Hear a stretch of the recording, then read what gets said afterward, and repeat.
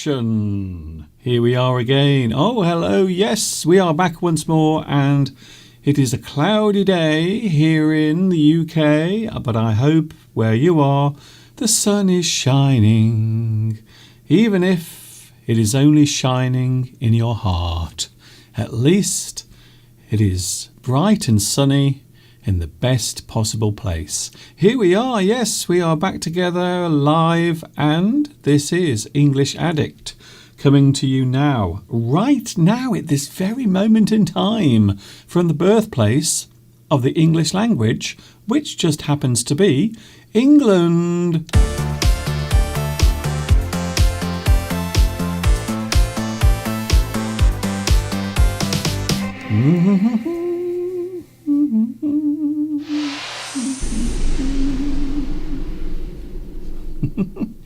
Do you have your smile? I hope you are smiling right now. Hi everybody, this is Mr. Duncan in England. How are you today? Are you okay? I hope so. Are you happy? I really hope you are feeling happy today. It is a lovely day. We have a little bit of grey sky, but also now and again, occasionally, there is a little bit of sunshine coming through the clouds as well, right behind me, live from England. And yes, I am a little bit late today, although I do have a good excuse. It's not a very pleasant excuse, but it is an excuse. It is a reason why I was slightly late. A couple of nights ago, not last night, but the night before, Mr. Steve and myself, we went out for a curry. And let's just say my stomach is still recovering from the experience of having all of those delicious spices and all that lovely food inside my tummy. You know what I'm talking about. Sometimes it can happen. Sometimes if you have a very heavy, rich, especially in my case, because I had the most delicious curry with lots and lots of butter. That's all I'm saying. And lots of spices as well. We might talk about that a little bit later on, but yes, my name is Duncan. I talk about the English language. You might say that I am an English addict. And I have a feeling that you might also be an English addict as well. So thank you very much for joining me today. It is another live stream. Perhaps you've never seen this before. Maybe it's your first time. If it is, please let me know. Please say, Mr. Duncan, it's my first time here on the live chat. And I do get lots of requests for the time of my live stream.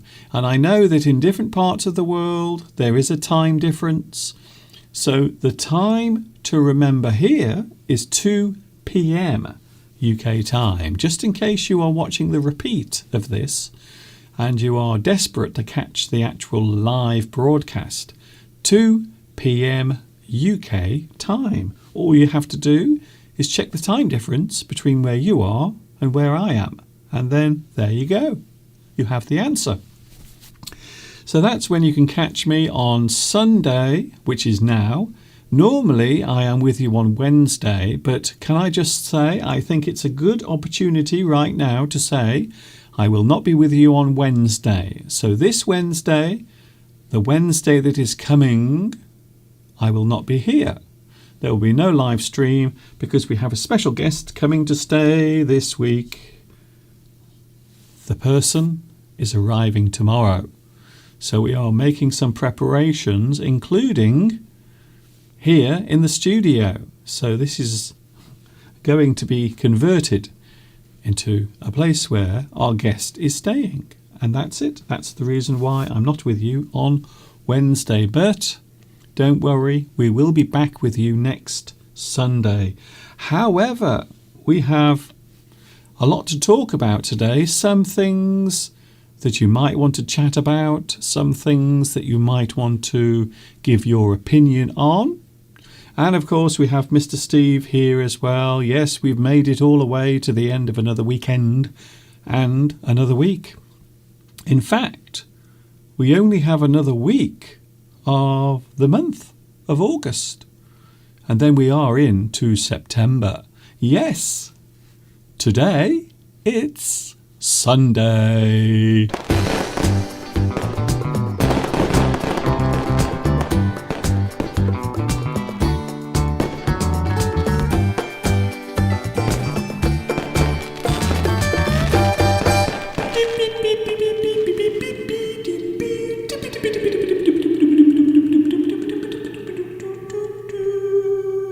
I hope you are feeling good today. Yes, not too bad.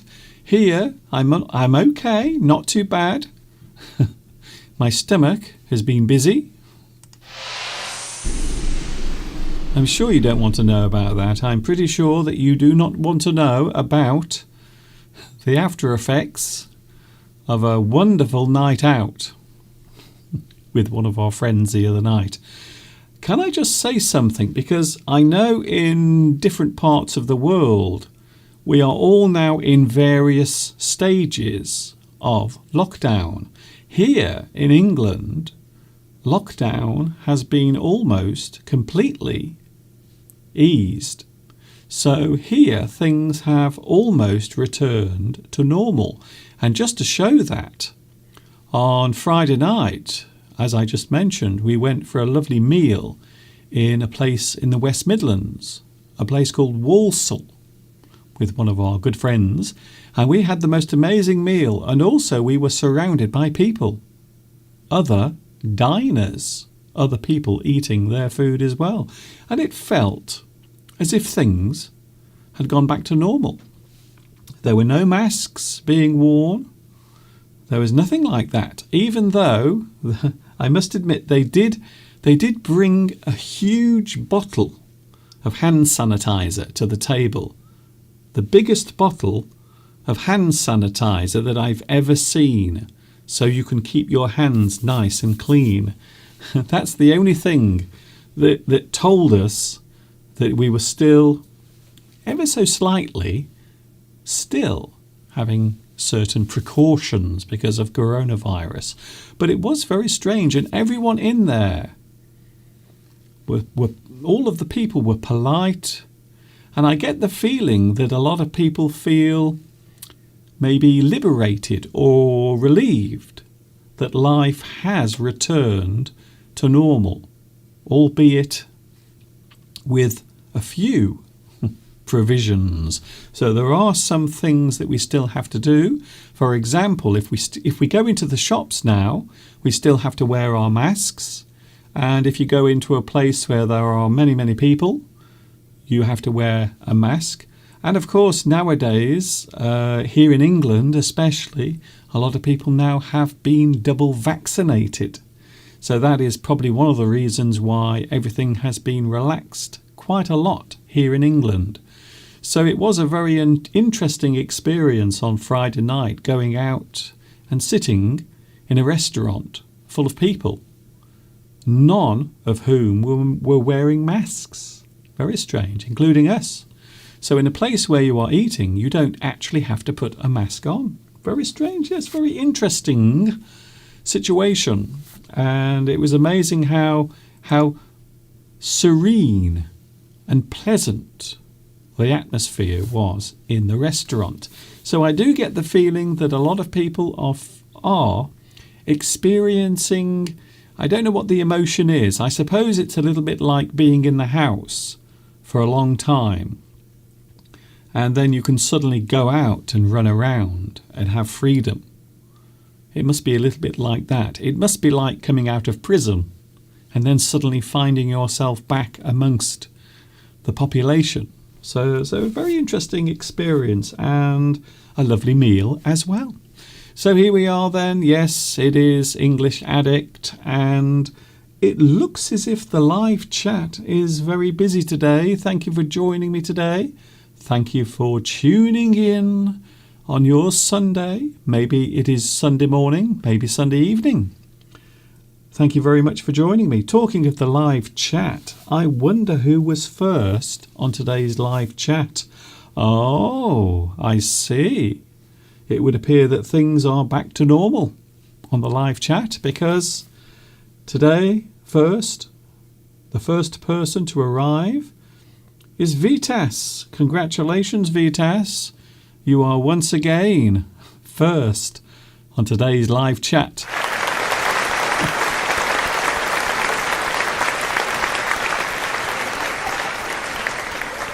I really want to know what Vitas is doing. What is your secret, Vitas? How are you doing it? How are you always first on the live chat? I don't know how you do it. Maybe your finger is just a very, very active finger. I have a feeling that Vitas is just sitting in front of the computer, clicking his mouse over and over again. We are talking about some interesting things today.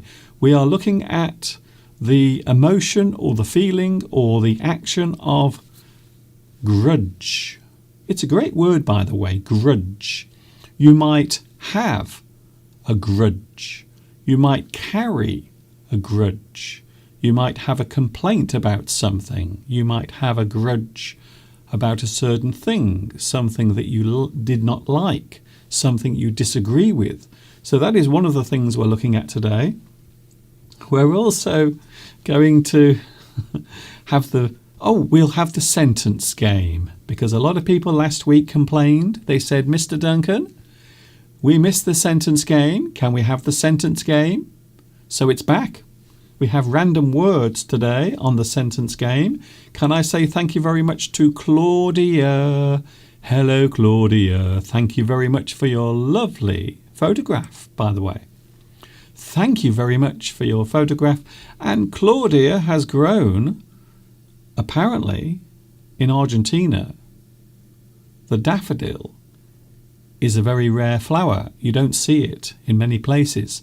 And Claudia has managed to grow from seeds some daffodils. So thank you very much, Claudia, for sending that photograph and your lovely daffodil as well. Thank you very much. And of course, you can get in touch. You can write to me. You can get in touch. You can send an email. In fact, there are many ways of getting in touch.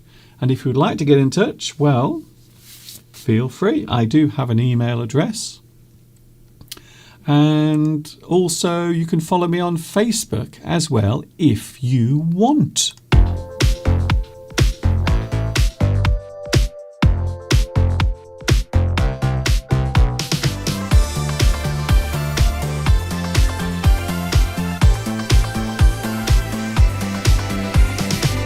Yes, and of course you can send a donation to my PayPal. Don't forget, everything I do for free. It costs nothing at all. Can I say hello to everyone on the live chat? We have Olga. Hello, Olga. Beatrice, Richard, Nitram, watching in Czech Republic. Nice to see you here today. William is here. Also, we have Queen Pham. Nice to see you back again. I believe you are watching in Vietnam. Nice to see you back. We have Grace, Sandra. Also we have Sandra Gonzalez with your lovely rainbows. Thank you very much. We could do with a little bit of sunshine and maybe some rainbows, but not rain. I don't mind rainbows. I think rainbows are lovely when you see them in the sky. But I don't like rain, so that might cause a slight problem for me.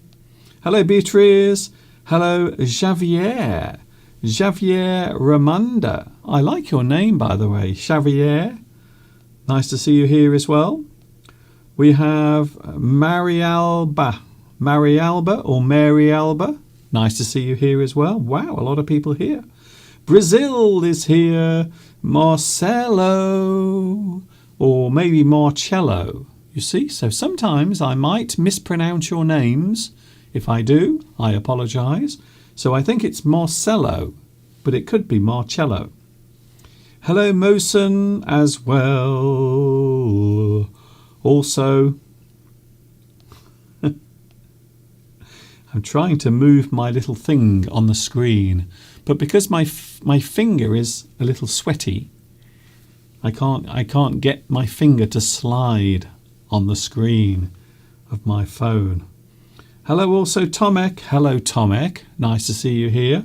I have a feeling that Tomek will be causing, as usual, lots and lots of chaos and trouble, as he always does. Hello to Satyam. It is Rakshabanan in India. Hello to you, and a big hello to India. And I know I have a lot of people watching there as well. Monisia. Oh, we also have... Yes, he is here. Luis Mendez is here again. Pedro Belmont. Hello, Pedro. Pedro Belmont is here as well. We also have Rosa Shirin. Hello, Shirin. I haven't seen you on the live chat for a very long time. Nice to see you back as well. A lot of people joining in already, and it always makes me excited. As I said last Wednesday, I always feel brighter. I always feel more happy. I suppose it is a warm glow of excitement. That's how I would describe the feeling. Whenever I'm doing my live stream, I always wake up feeling a little bit more excited than I normally do. It's true, I'm not joking. John Joseph 10. Hello, John Joseph 10. Thanks for joining me today. Mr. Duncan, what have you seen the news about Afghanistan? It might be a good theme for us to study. Well, I suppose it depends on what point of view you have. So some people have a certain opinion about what is happening there, and other people have another opinion. So I think it's more about opinions than an actual subject, to be honest. And I suppose the subject we might refer to could be history, I suppose. The history of a certain place, especially when things change, or maybe things change dramatically, as they are at the moment in certain parts of the world. But it is a good suggestion. I like it. I don't know why my finger is very sticky. I don't know why my finger is sticky, but it's making it very hard to scroll on the screen. Hello also Omar. Omar, nice to see you back as well. A lot of people joining already. Thank you very much. So as I said, we have Mr. Steve, we have some subjects today. We are talking about holding a grudge. Another subject that we are going to talk about is money. Now, when I say money, I don't mean money in general. I mean a certain type of money. Money that you can hold, money that you can use and spend in the shop physically. So quite often we will describe that type of money, the money that you can hold, the money that you can put in your wallet. We describe that as physical money. It is money you can touch and hold. But of course, since coronavirus came along, a lot of shops, a lot of businesses have been very reluctant. They have been reluctant to actually take money physically. So quite a lot of shops now, and that includes here in England, a lot of shops do not want to take cash, physical cash. They would prefer it if you paid with your payment card, maybe a debit card or a credit card. And of course, nowadays it is possible to pay for something without touching the machine or anything. You can just move your card next to the machine and it will beep, do it automatically. And of course, a lot of people nowadays also can pay their bills in the shop with their phone. So a lot of people use their phone and their fingerprint to identify themselves when they are paying for something. So is it happening where you are? What about physical cash? So that means coins and notes, things that you can hold in your hand. Some people prefer to have money that they can hold. They like to have it because it feels like it has more value. It is very strange nowadays, especially when you get paid. So maybe you work for a company where your salary is paid straight into your bank account. And that is very common nowadays. It's been common for maybe the past 30 years. So I remember many years ago, way back in the 1990s, I also used to get paid through my bank account. So I never actually saw cash. And that's going back maybe 30 years. So it does happen. It did happen many years ago, and it's happening more and more. So what I think is happening now, you see, because lots of people don't want to touch cash, money, because you don't know where it's been. You don't know where the person holding the money has been. They might have all sorts of germs and bugs. So people have become more aware of physical cash. And many shops now are reluctant. They don't want to take physical money. Which, of course, has had a very strange side effect. And the strange effect is that fewer and fewer people are now using physical money, even though it still exists. I mean, one of the things that's just happened here in the UK, we've just introduced a new note. The £50 note has been changed. And now there is a new person, a new historical figure on the £50 note. The only problem is very few people ever see £50 notes. I can't remember the last time I saw a £50 note. I can't. I literally can't. It must be many, many years since I last saw a £50 note. So very few people ever get to hold a £50 note, even though they do exist. So it's interesting that physical cash is becoming less and less. You see less cash. You see less real money around. It is all done electronically. So we'll talk about that a little bit later on with you as well. There are many ways of paying for things in your everyday life. Alessandra is here. Hello to you. Adele says PIX is an online pay without the card, only with a numbered person. So maybe you enter a number on the machine, a PIN number. Yes, I think that is quite common nowadays. I would imagine that the card, payment card, debit card, or maybe a credit card, I think that is very common now. You always see people just beep. So they don't even have to put the card into the machine. You just wave the card around and beep, it takes the payment. Even though there is a limit. I think the limit here is £40. So you can't have contactless. You can't have a contactless payment of more than £40 for obvious reasons, in case your card is stolen. That is the reason why. Mr. Steve will be here. I thought we would do something slightly different today. I did have a couple of requests asking about my coffee break. Do you remember when we used to have a coffee break? Well, I thought it would be interesting to have a look at one of my coffee breaks and the way in which I enjoy my coffee when I'm feeling a little thirsty and also a little tired as well. There is one thing that coffee is good for, and that is to pick you up when you are feeling lethargic.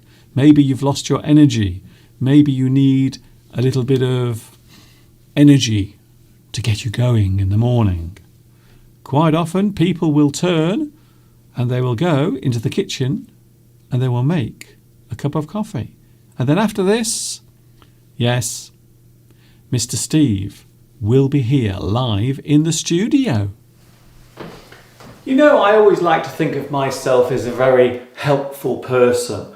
After all, I do like helping you with your English. I also like to help people save money.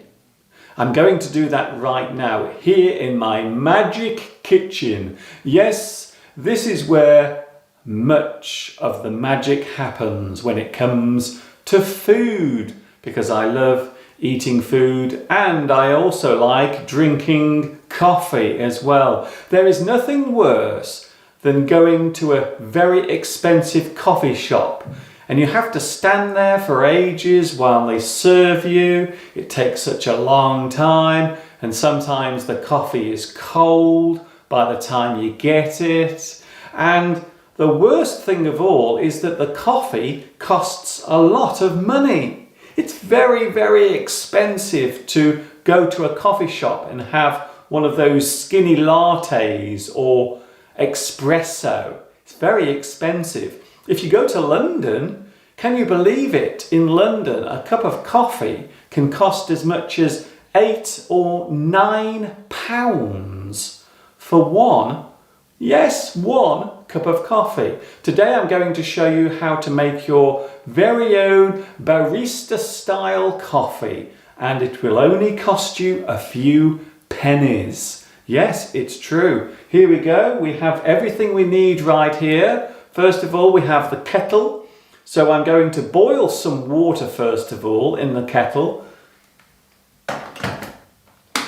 The kettle will boil. And I will also show you what else I have here. So here is my new sachet of coffee. I don't know about you, but I love opening a new sachet of coffee. I really do. I love the smell, the aroma that you get when you open a fresh container of coffee. So that's what I'm going to do first of all. I'm going to open this sachet. That's a great word, sachet. The sachet is a type of container, quite often made of paper or plastic. They are normally soft. They are normally very flexible. So this is a sachet of coffee. So now I'm going to open the sachet and oh my goodness. Oh, that is amazing. There is nothing like the smell, the aroma of a freshly opened container of coffee, I must admit. Oh, do you want to sniff? There we go. Have a little smell of that. It is absolutely delicious. Oh, I can see why coffee can be very addictive because it smells so amazing. So I need to first of all refill this container. So I'm going to refill this container.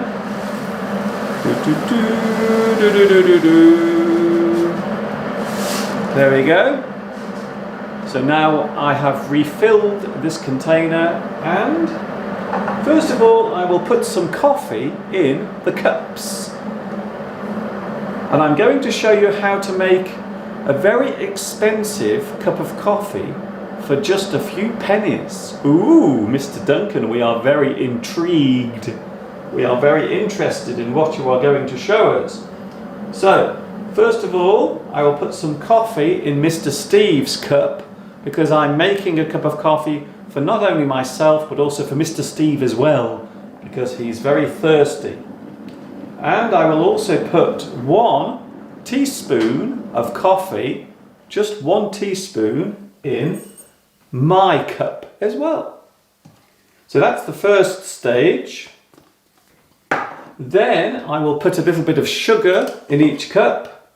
Now Mr. Steve likes a little bit of sugar in his coffee. So I will put a little bit of sugar rather, into Mr. Steve's coffee. And I will put, in my coffee I have 2 teaspoons. I know, I'm very naughty. A lot of people are going to say, Mr. Duncan, you shouldn't have so much sugar in your coffee. So that's that. Now here comes the very interesting part. This is how you can create your own special cup of coffee. So I will put some milk now into each cup. And the reason why I'm putting the milk in first, there is a very special reason for it.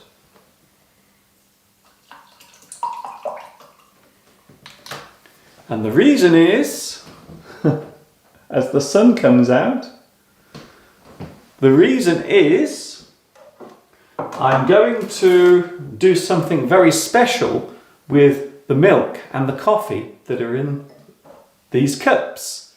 So watch what happens next. In fact, I will put a little bit more milk in, just a little bit more, not too much.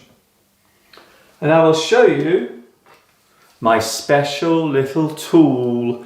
This is the device that I use for making my expensive coffee. Can you see it? It is a little frothing machine. So this will help the milk to become very frothy.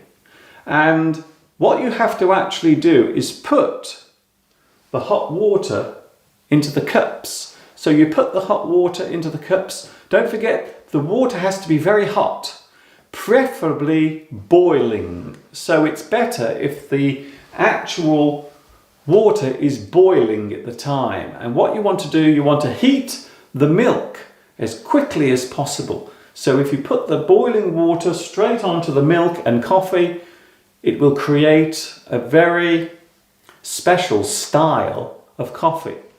You will have your very own cappuccino. And it won't cost you much money. It's true.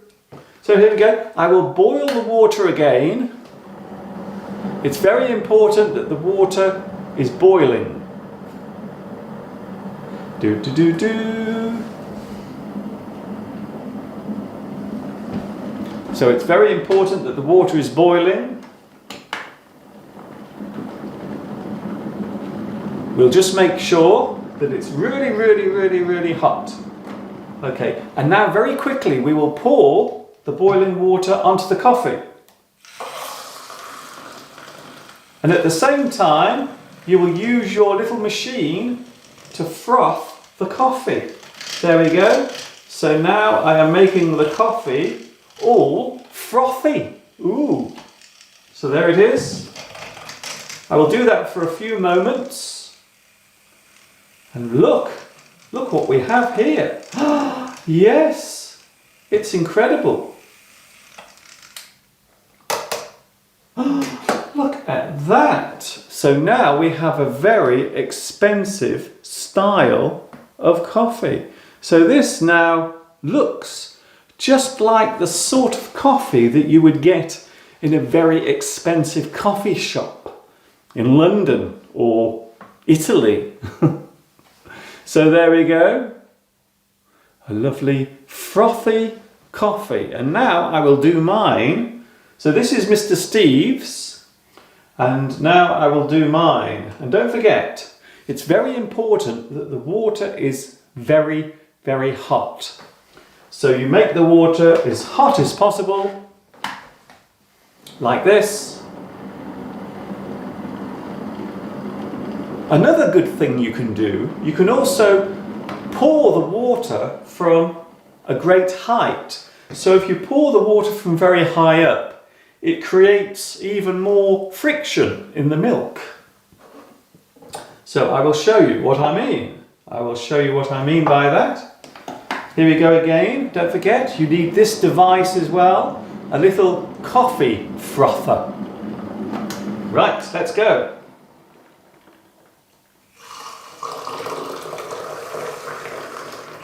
Yeah! And there you have it, look at that. That is absolutely perfect. So if you went to a coffee shop, if you ordered this at a coffee shop, this would cost you about £5 or £6, or maybe even £8 or £9 if you bought this in London. And here I am in my kitchen making a very expensive cup of coffee for just a few pence. Isn't that amazing? And there it is.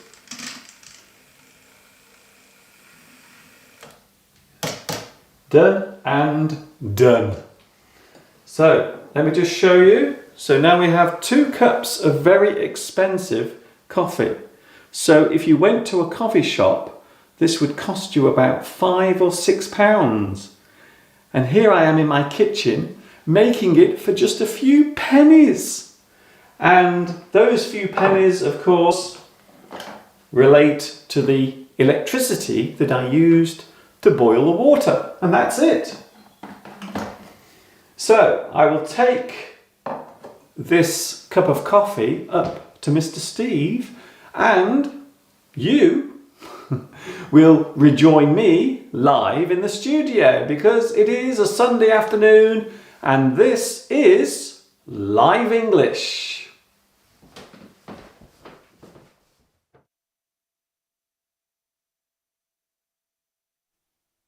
Oh, look at that. Doesn't that look delicious? I never understand why coffee is so expensive when you go into a restaurant or a cafe. I will never understand it. I don't think I ever will.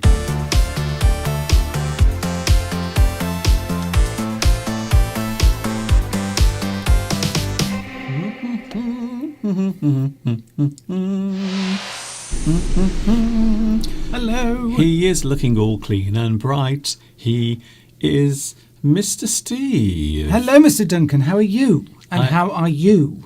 I'm okay. Question mark. I'm okay. Mr. Steve is here. We had a busy week. We've been doing lots of things in preparation. We have a special guest of honour coming this week to stay with us for 3 or 4 days. I'm exhausted because obviously my mother hasn't been for 2 years and we haven't cleaned the house in that entire time. For the whole 2 years? No, because we only clean the house when my mother comes to visit. That's it. Otherwise we don't bother. And we don't bother. We've decorated every room. We've cleaned every carpet. We've painted the outside of the house. I've hoovered everywhere. I mean, if she's not happy, then, tough. Yes. But she will find the slightest speck of dust. Oh, look, you haven't cleaned here. I'm joking. She's not like that, really. Steve's mother will go around the house and she will run her fingers over everything. Do you know someone like that who does that? They go around and they put their finger on top of things and move it across to find out if there is any dust. Take great delight in finding a little bit that you missed. In fact, I might leave a bit deliberately to see if she can find it. Well, I was going to just leave it completely. Just see what happens. Anyway, it is quite... We're joking, really.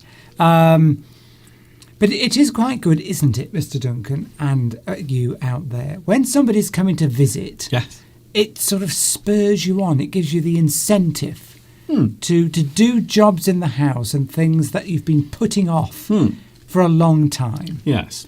Like, cleaning the poo off the living room floor, that sort of thing. No, I'm only joking. But it does, doesn't it? When someone's coming to visit and you've got a few weeks, say, oh, yes, I'll just decorate that little bit. I'll just clean that. I'll do this. I'll do that. Tidy up. Get rid of all those magazines that are everywhere lying around. Can I just say that there is no poo on our carpet? Not yet, anyway. There might be. There might be by the end of the week, but we will see what happens there. Oh, William says that he's got a polo shirt similar to mine. Okay. I can't speak properly this afternoon. Oh. We were talking about you cleaning, by the way, Steve. You were cleaning yesterday, and I to the bone. I managed to film you cleaning. Let's have a look at Mr. Steve cleaning, and you will not believe what Mr. Steve does. What you do when you are cleaning around the house. This might be the strangest thing you've ever seen. Take a look at this. This is so weird.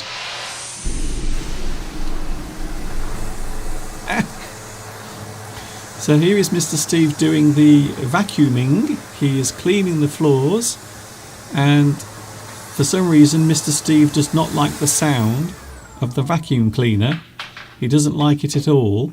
So when he's doing it, he wears his ear defenders, so the loud noise of the vacuum cleaner does not startle him. He is very easily triggered. Oh, I think he's trying to suck me there. I hate the sound.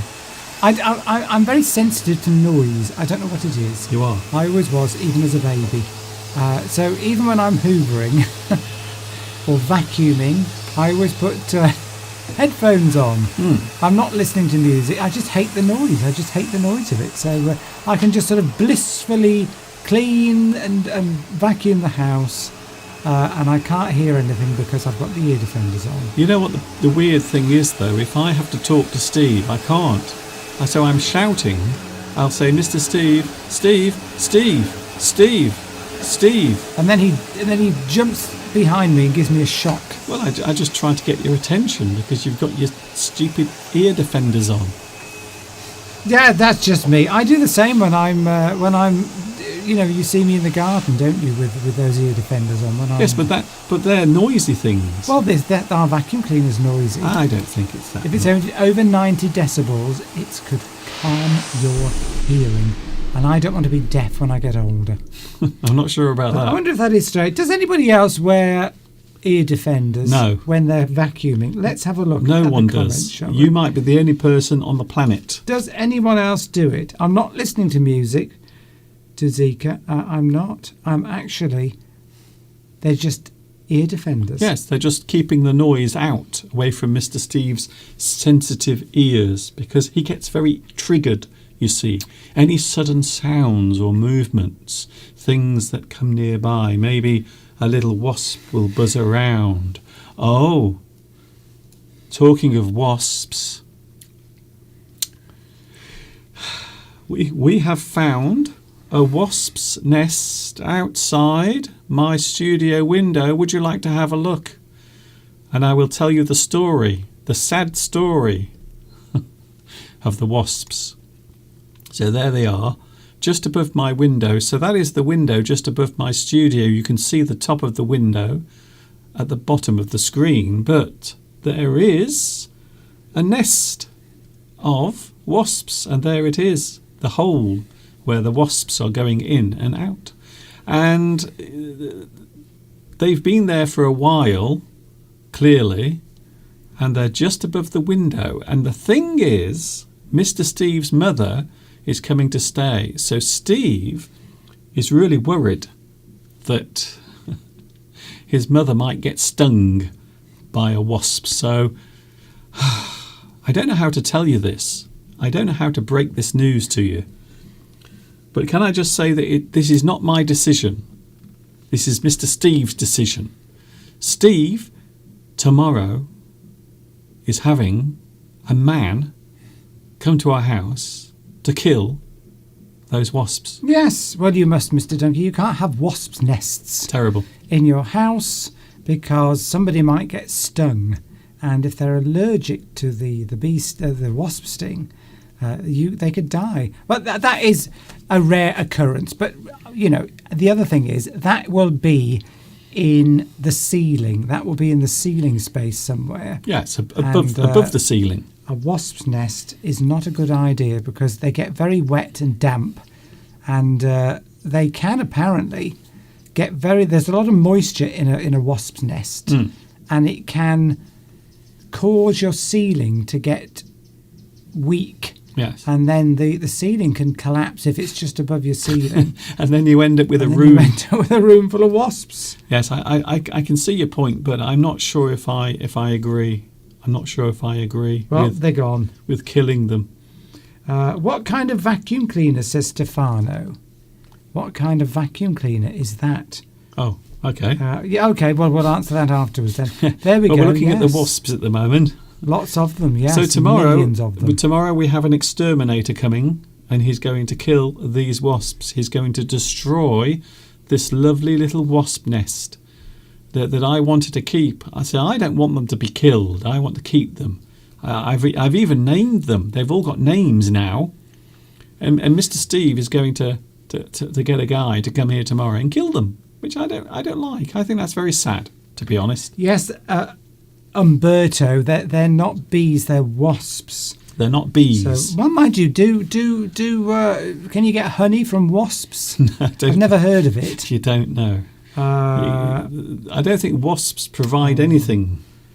Yes, so yes, they are wasps, and we really, we don't want those. And the other thing is, they're right above the window. That in Duncan's studio, where my mother will be sleeping. Yes. So if she was to open the window, I've been training wasps them. should fly in. They'd get caught up in her bouffant hairstyle. Okay. And maybe they'd build a nest in my mother's hair. They might do, but anyway, lots of people commenting about your. I forgot to. What kind of vacuum cleaner? It's a Sebo, SEBO. Yes, it's a very unusual brand. I've always had a Sebo. I broke the last one by trying to suck up dust from a building. It was What? plaster dust in the carpets, and it doesn't like the dust from plaster. It was when I was in China, and Steve decided to have the house that we used to live in.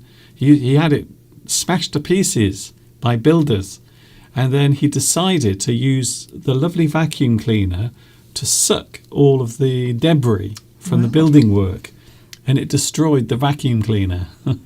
Tomek says, hello Tomek. Tomek says that he uses ear defenders when he's vacuuming. Oh. So, I'm not the only person that does that. So what about when you do the washing up? If you do the washing up, Steve, you're washing the dishes, do you put little armbands on, inflatable armbands, in case you fall into the water and you're sound, Mr. Duncan, sound. So even the sound of a plate clanking in a bowl will annoy me.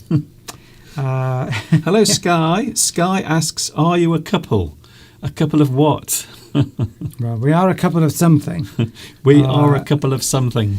Lots of people talking about your coffee, by the way. Oh, well, Lots yes. of comments about your coffee making. Yes.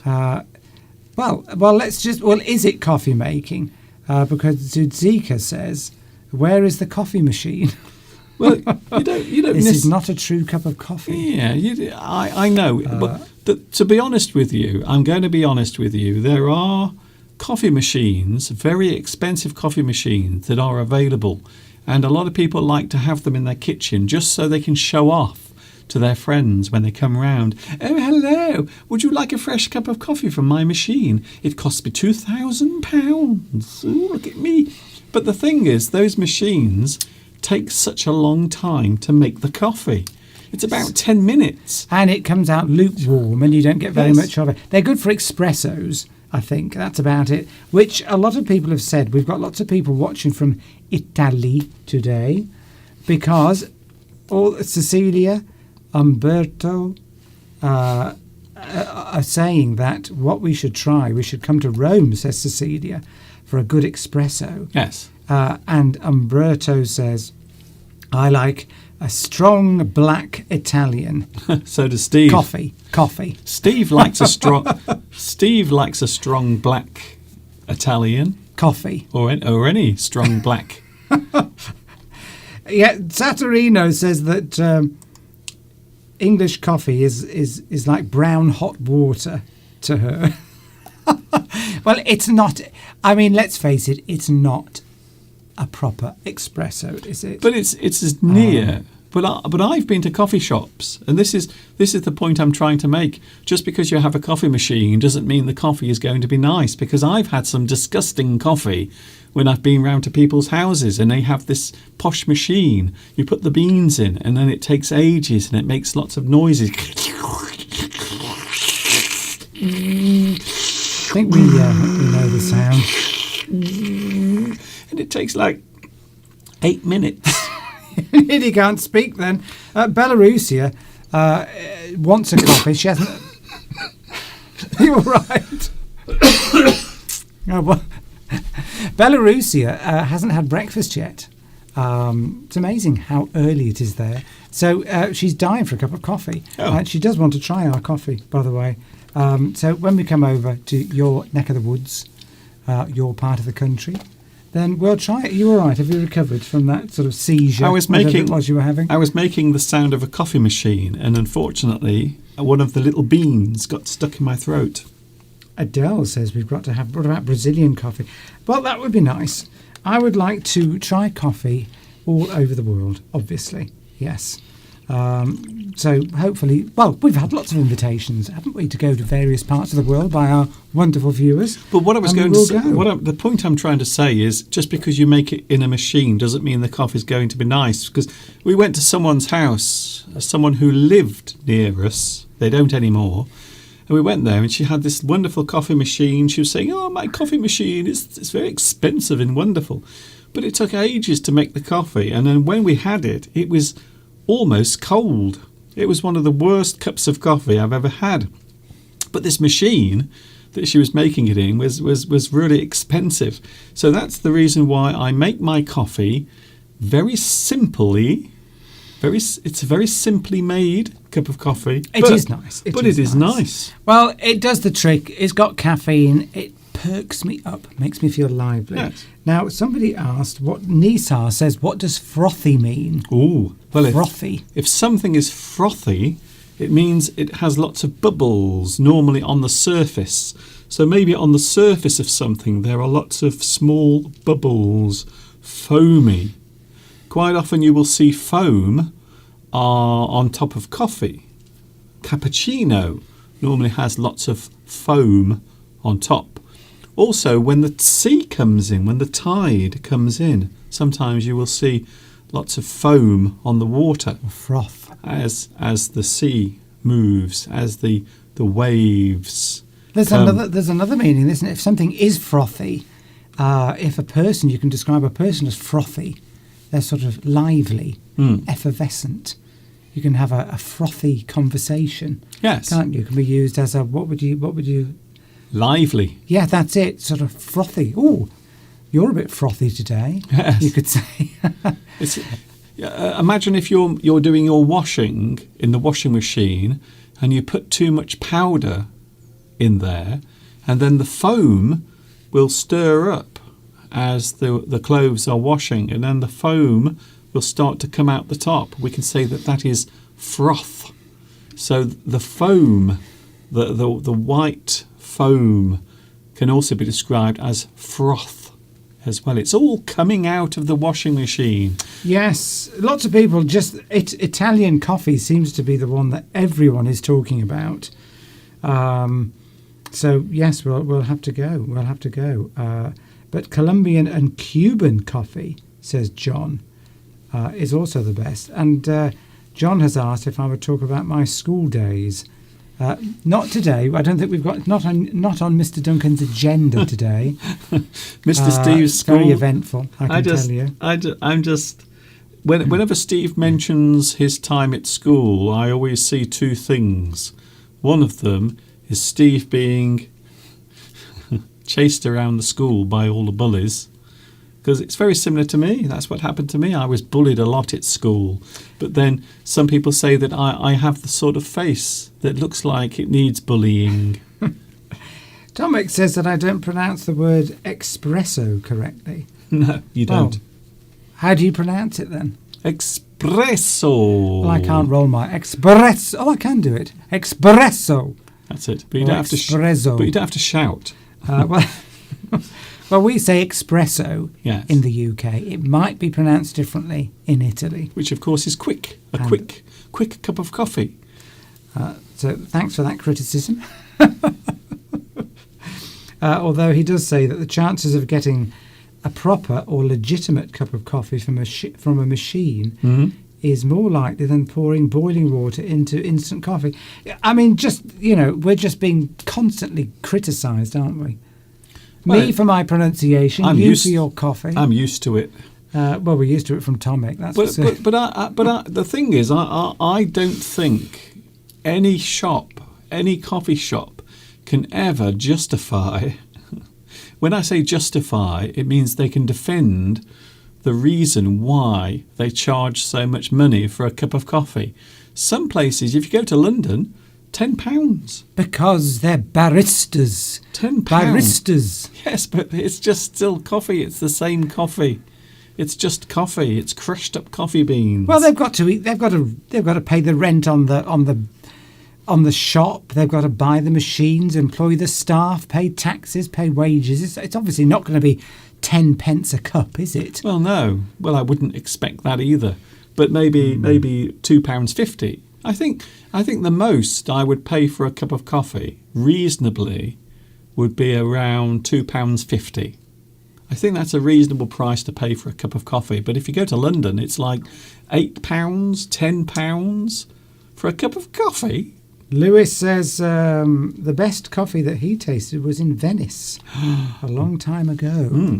Well, yeah, we'll have to go there as well. But we were watching something about Venice the other night because a lot of the big ships are now being told that they can't come, they can't dock because of all of the pollution and also the fact that it's disturbing the water as well. So when these big ships come, they empty all of their passengers. Thousands of people are running around and disturbing the peace of Venice. So yes, I think that a lot of these big ships have now been banned. Well, one crashed somewhere, didn't they, into the port or something a while ago, which caused a few problems. Yes, Nisar says, hello Nisar, that obviously in India they like tea, Indian tea, and Assam, of course, is, and we love Assam tea because it's very strong. And I do like Indian tea because they make it with sort of cardamom and spices and milk.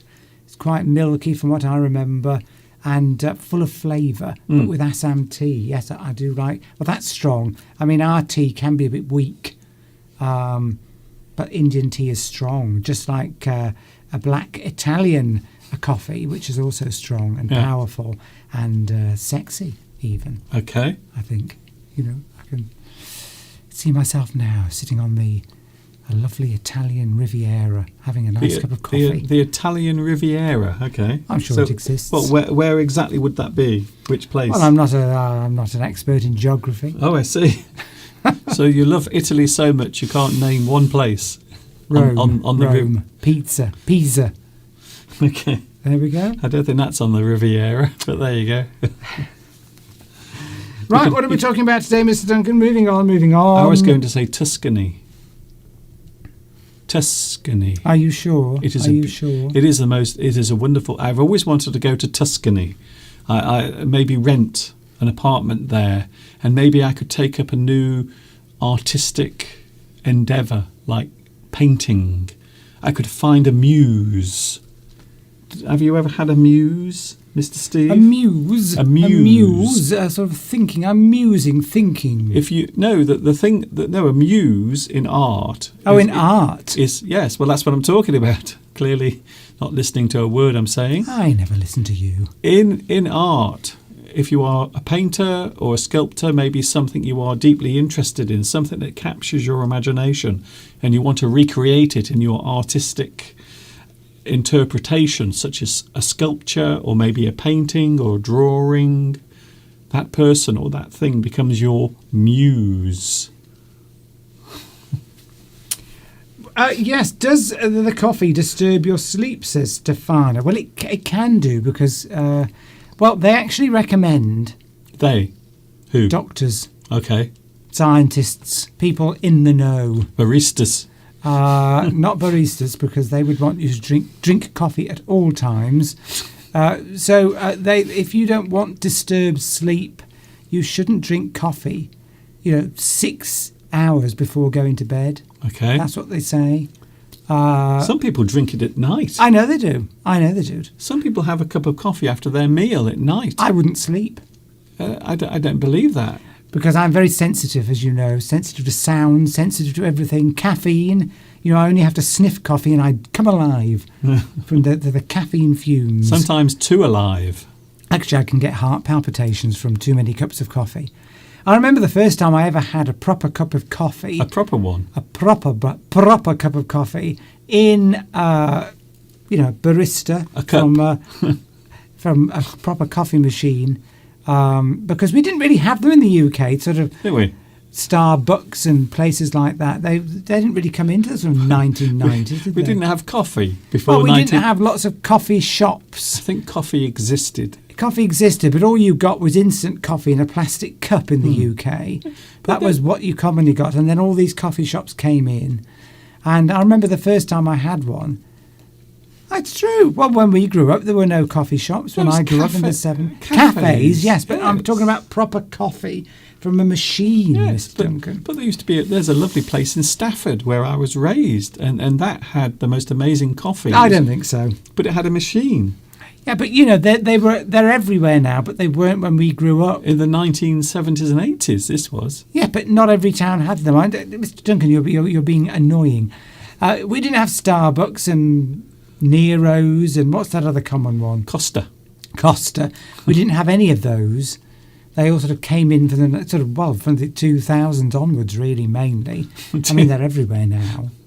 And I remember the first time I had a cup of coffee from one of these shops, I was high as a kite. The caffeine was so strong, it was literally making me hyperactive, which is what I need most of the time. What you need is the opposite. You need one of those tranquilizers in a dart fired into your neck to calm you down a bit. I do when I'm on live with Mr. Duncan. Hey Steve, we have the sentence game coming up later on. After popular demand from everyone out there, everyone wanted the sentence game back, so it will be back.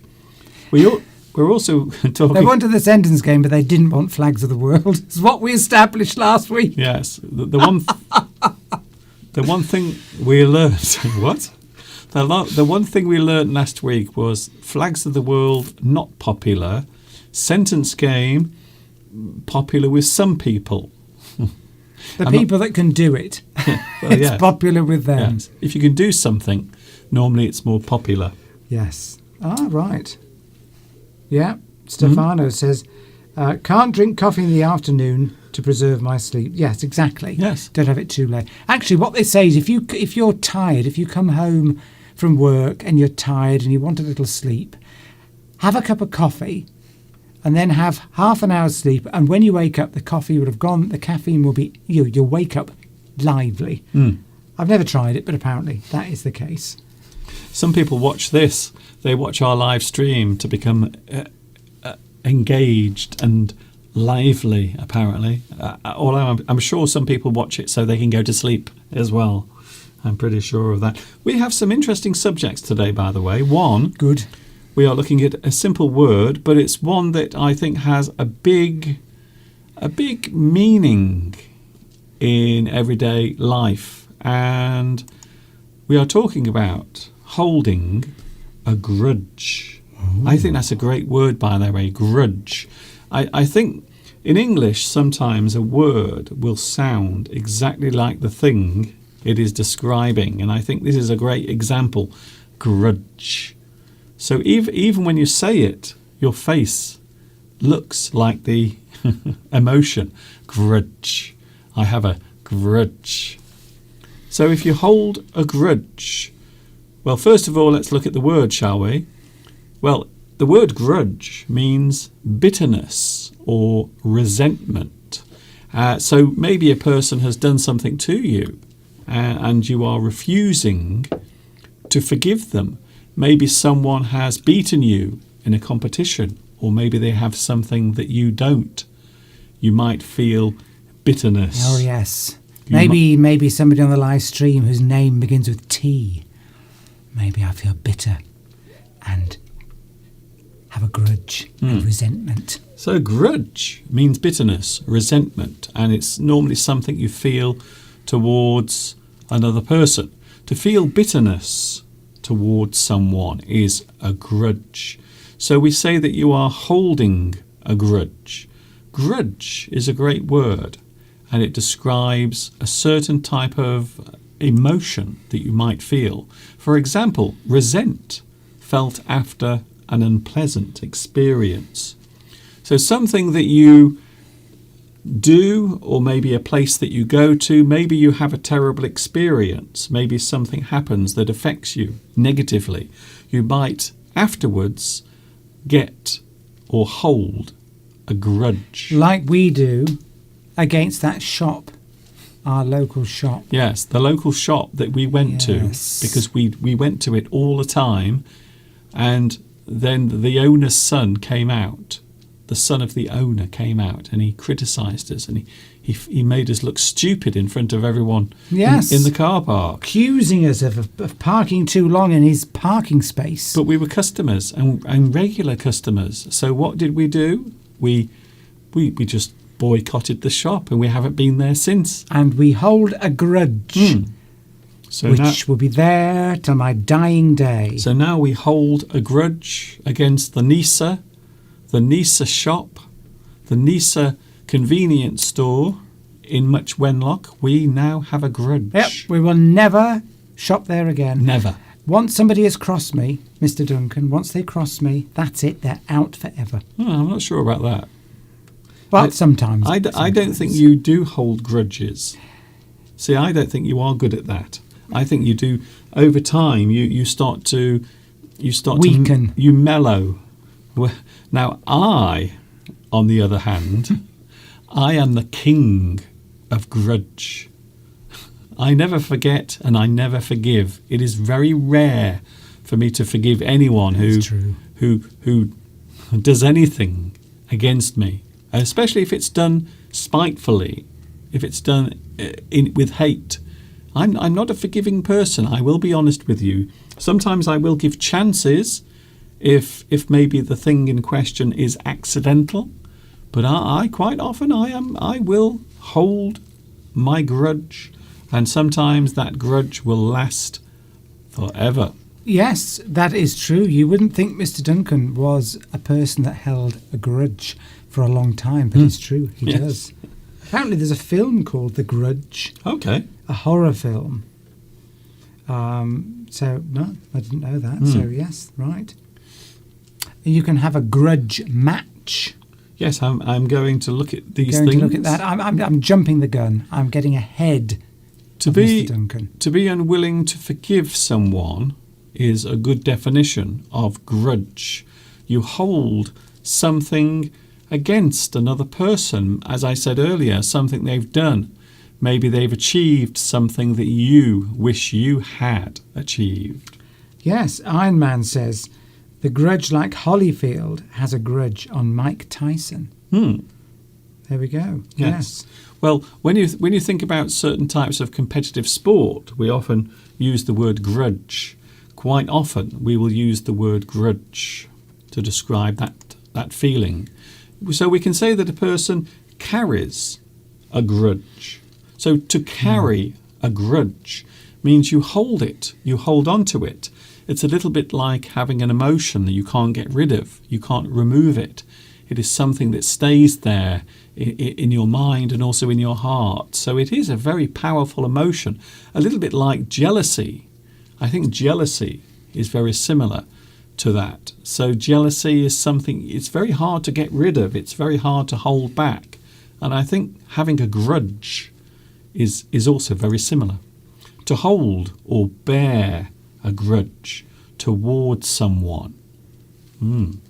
Steve? Bear a grudge, yes, that's it. Somebody's done you wrong or done something to make you maybe embarrass you or maybe been unfair to you in some way that you feel slighted by it, you feel annoyed by it, and that person doesn't apologise. And I think we got a wasp. Oh, we got a wasp, Mr. Duncan, a wasp. Well, all I can say is, hello, wasp, make the most of your life, because tomorrow Mr. Steve is going to have you killed.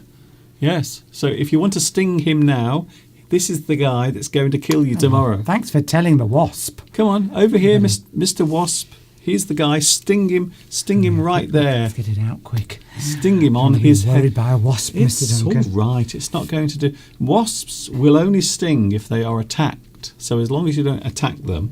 Unless it thinks we're attacking it. Yes. Well, that's why I told that wasp then. I told it that you are the one who's ordered the execution of that nest. See, what could happen now is that wasp, we might forget about that wasp. Not me. It's him.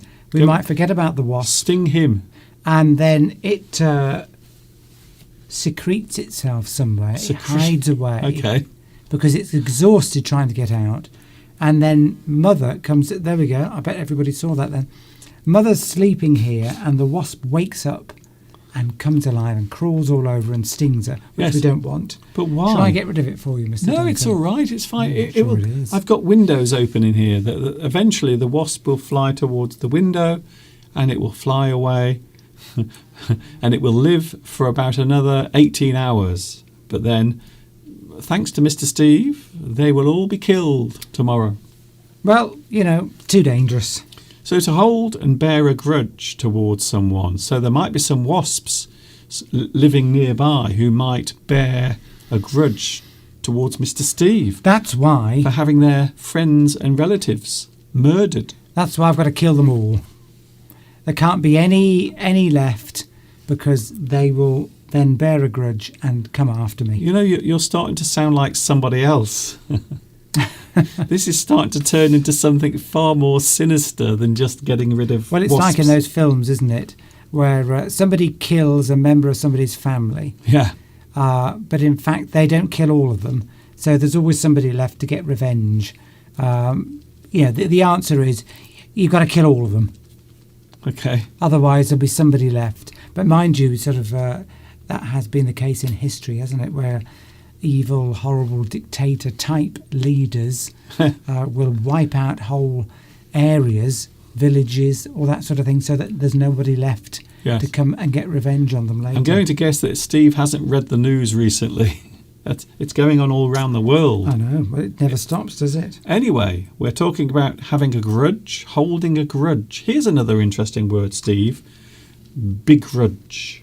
Beatrice makes a good point. Well, I'll read that out in a minute. Yes, Begrudge. begrudge. If you begrudge someone or something, you envy them Yes, or resent them. that's different, isn't it? So again, Yes. it's slightly different, but you begrudge someone. You feel the emotion of envy or resentment towards someone. So I like that one. Maybe they become successful in something, Yes. and you're jealous of it. Mm. So you've got a friend or a relative, and they become famous, or they start a business and make millions of pounds, but you don't like that. You feel jealous. You begrudge them their success. Yes. What I was saying earlier about me, though, I will hold grudges against people who've done me harm intentionally, or people who've done things because they want to hurt me.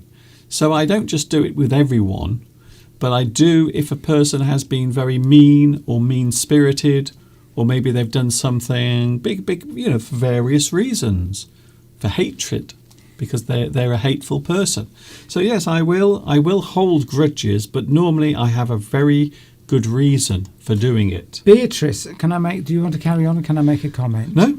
Beatrice and Flower make a very good point, similar point.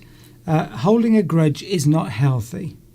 To keep a grudge for a long time can bring on illness or cancer, as Beatrice says. Yes. Well, I mean, they do know that, medical science has proved that if you're all the time thinking of holding grudges or want revenge and things like that, it can be have a negative impact on your health. Stress, which can cause illness. It Flower doesn't says cause a similar thing. I don't feel stress because of it, but I do make sure that I don't suffer the same fate again. So from my point of view, it is more about protection. You're protecting yourself, I suppose. Yes, I think it is actually. It's probably an evolutionary thing, isn't it? Because if you hold a grudge, that's an emotion. Because that you are then remembering that person is a bad person. They could be a bad person. So in a way, when you see them, you will have that emotion. You'll never trust them. So it's your body telling you, don't get caught out twice. Yes. Because that person might do you wrong again. So in fact, it's a bit of a warning to you, isn't it, in a way, that certain people you don't want to be associated You with. stay away from things that might cause you harm. Yes. Two rivals, two people who are often battling each other, can hold grudges, and we had a good example earlier with boxing. So we often hear the phrase grudge match between two boxers who really don't like each other. So they go into the ring and they punch and hit each other in the ring. Lewis says, Flower says, life's too short. You should let it go peacefully. And Lewis makes a similar point. Lewis is the kind of person that can have a big argument, a hot argument with someone, and then over time the feeling of being angry goes. I don't keep rancor. That's a good word. Yes, rancor. Rancor is a very similar word. Rancor. Yes, but yes, I wish I was that type of person. I'm the type of person that won't react when someone's nasty to me, unless it's Tomic. I'll always react then, and I won't react at the time, and then I'll go away, and then I'll have all these conversations going over in my head about what I wanted to say to them. You know, and in fact, you end up making up whole scenarios, and I think it's your brain just trying to cope with it. You know, if someone does something to you on the road that you don't like, you know, I go through all these scenarios of what I'd say to them. But you are a person who sometimes, if you are slighted by someone, if someone does something to you, you will often think, at the time, I wish I had done that to them. I wish I had done that, but you didn't. And then later you think, oh, you play. It's almost like watching a movie in your head. You will play it back, but this time it is your version and what you wish you had done.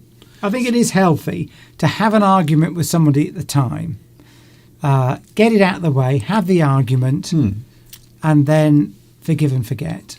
I think if you don't have that argument, if that argument isn't resolved, if that conversation isn't resolved, and it's just going on in your mind, it causes stress. I suffer from that. Yes, very much. Very much, yes.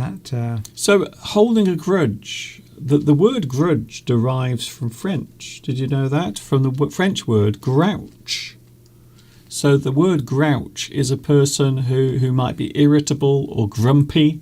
So that's where grudge comes from. Right. Although the original definition, that we don't actually know where it came from originally, but that is its nearest definition. Somebody said earlier, is Sergio on today? Well, I haven't seen Sergio. I have not seen Sergio today. And I don't think we have, because all that talk of coffee, we know Sergio would have said, forget coffee, just have vodka. Yes. So the fact that I didn't see that comment leads me to believe that Sergio is not here today. That is one thing. If you want to be, if you want to actually rest or sleep or be in a place where you can relax, then I suppose a little bit of vodka might help you to get there.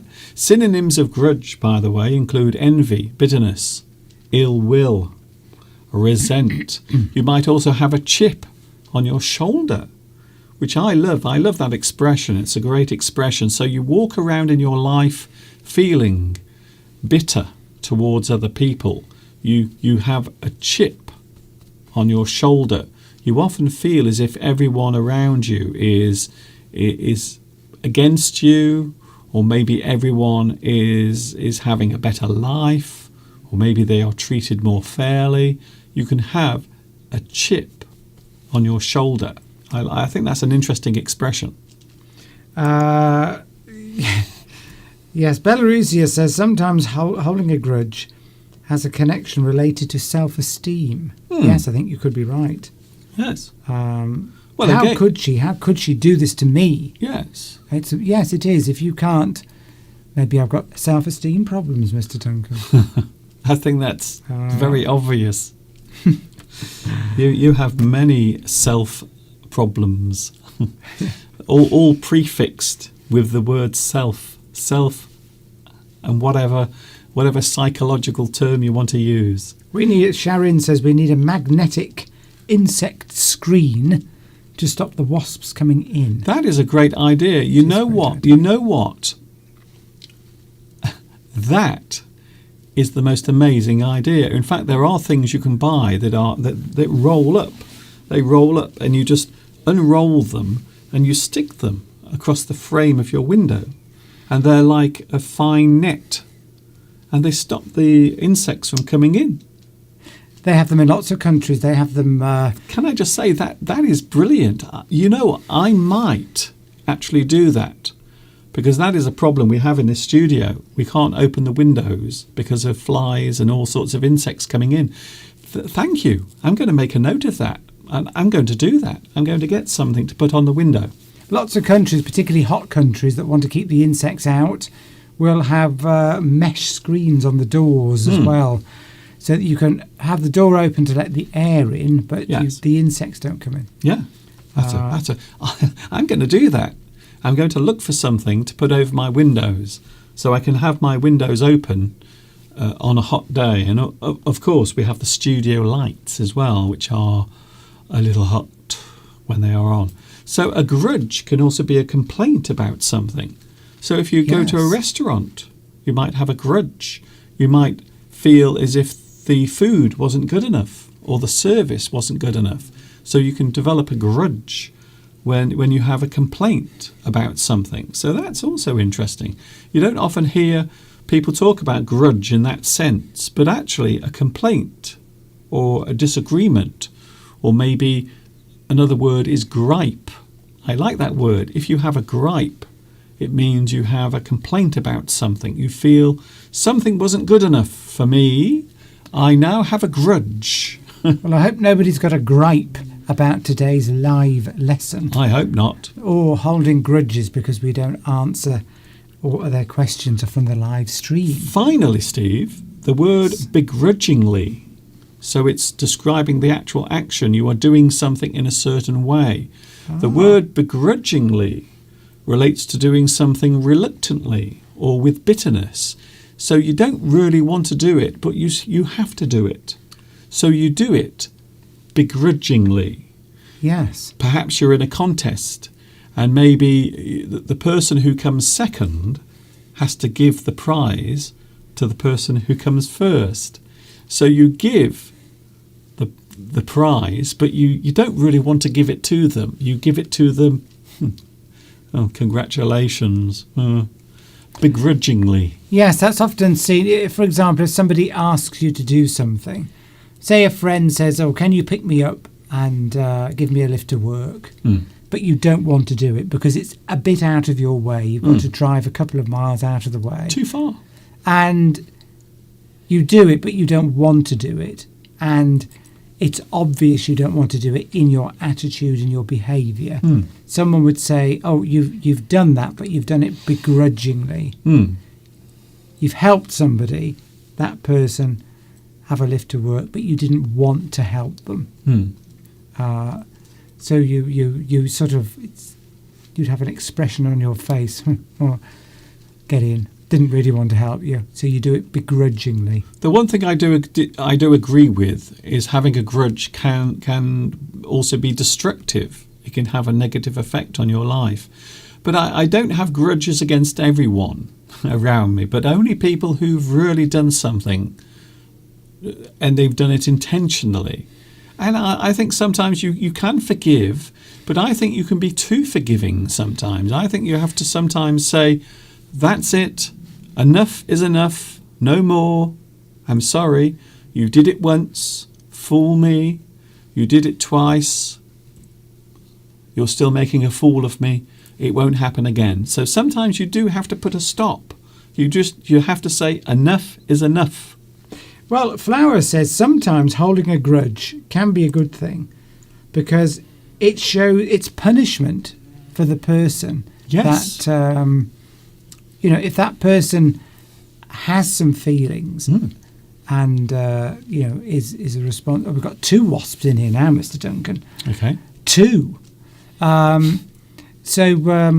Yes, somebody might, it could be a punishment for them, so that it might actually modify their behaviour if they can see that you don't want to talk to them, or you ignore them, or you don't have meals with them anymore at the restaurant or the cafe.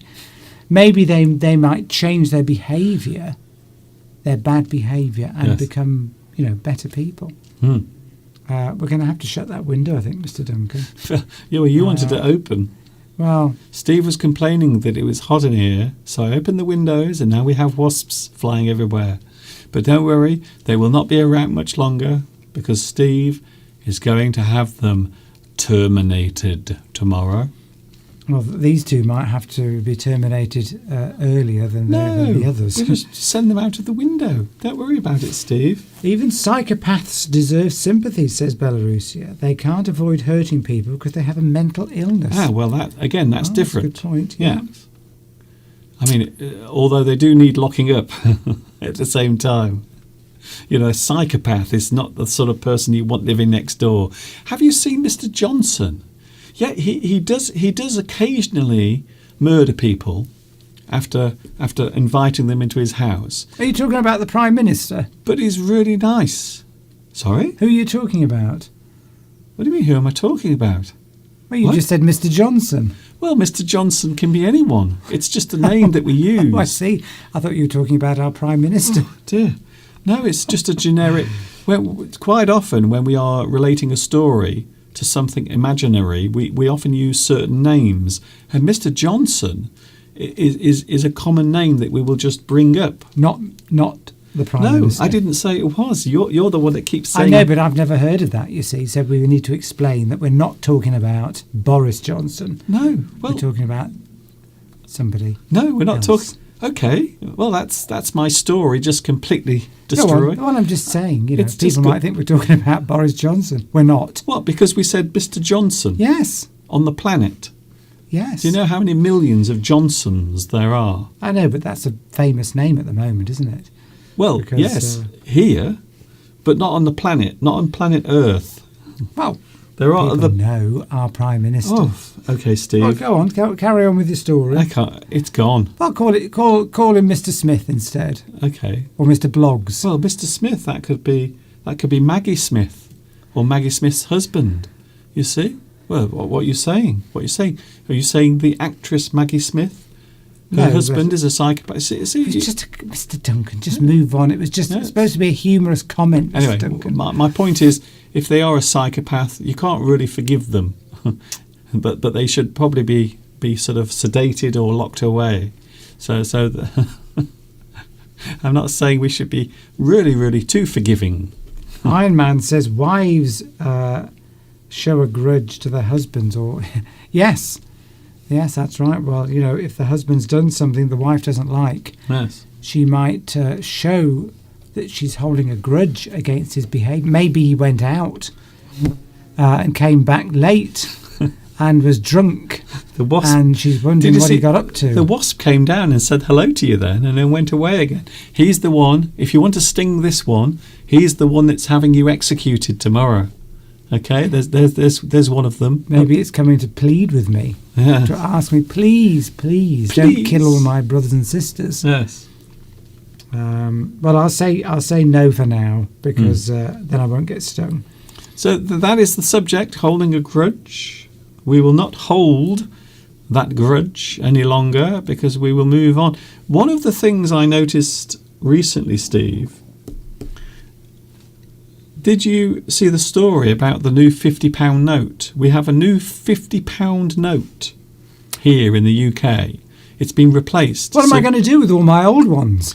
But what I was going to say is you never see £50 notes. I don't know why they even changed it, because no one ever sees them. It's quite pointless, in fact. Even though, yes, I know what you're going to say. Oh, Mr. Duncan, they put Alan Turing on the back of the £50 note. Who would know that? But no one, but no one ever sees a £50 note, ever. Because we never see them. I don't even know what a £50 note looks like, to be honest. But it brought me round to an interesting subject about physical money, physical cash. As opposed to cryptocurrencies, you mean? Well, as opposed to anything that isn't real or physical. So something you can hold in your hand and maybe pass on to your loved one. Is it the end of physical cash? Because coronavirus came along, Steve. So what was the first thing people started doing? Well, you weren't allowed to use physical cash in the shops because they could be contaminated with the virus. So yes, you in a lot of shops you could only use contactless card, which we know is not real money anyway. It's electronic money. I mean, physical cash has been going out for some time, hasn't it? Yes. What do you want me to say, Mr. Duncan? Well, yeah, they are, in the age of. People talk about physical cash, but I think virtually all transactions are electronic now anyway. If you transfer money to somebody, that's electronic. There's very little physical cash. Well, I'm on about going to the local shop and buying a loaf of bread. Well, yes, you can still use that. I think the vast majority. Yeah, so physical cash has been going. So what you're saying, Mr. Duncan, is in a massive change of subject away from what we've just been talking about. I'm trying to get my brain into gear now from you switching from being grudging to the end of physical cash. Why is that so hard to do? It's just a change of subject. I'm not asking you to saw one of your legs up. It's a big subject, Mr. Duncan. It's a big subject because we can get into all sorts of things here. Well, no. The value of money. All I'm talking about, it's a very simple subject, actually. It's money you hold in your hand. So when you go into your wallet, you pull out money. But nowadays, and certainly because of coronavirus and COVID, lots of shops have refused or they have become more cautious. So they would rather... Most people use their card, and especially these days because you don't even have to touch anything. You can just get your card and beep, and you don't have to touch anything. Some people use their mobile phones. Yes. Some people use the internet and pay for something in advance, maybe a delivery, maybe your shopping order. So anything like that. And that's the reason why I'm making this an important question. Is it the end of physical cash? Probably. Because it seems a long time since I handled cash physically, actually had it in my hand. Mr. Duncan, that wasp is crawling around on your lens because I just saw it. No, it isn't. That camera is not even active. Oh, no. Right, okay. No, that. How many years have you been doing this? Anyway, right. Yeah. Wherever that camera is, there's a wasp on it. That is another. Well, of course, governments are very, very keen to get rid of physical cash because that's the sort of side of the economy where people aren't paying taxes.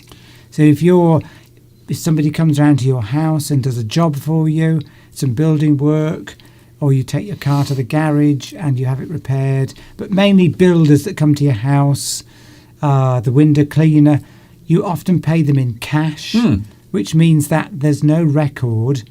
That person doesn't have to pay tax on it unless they declare it, of course. Well, that was a point I was going to come to, because there are lots of people that love cash. Yes. And one of the reasons is because if you get paid in cash, it is untraceable. It can't be traced. So if you do some work for someone and they give you the cash, you don't have to tell the taxman.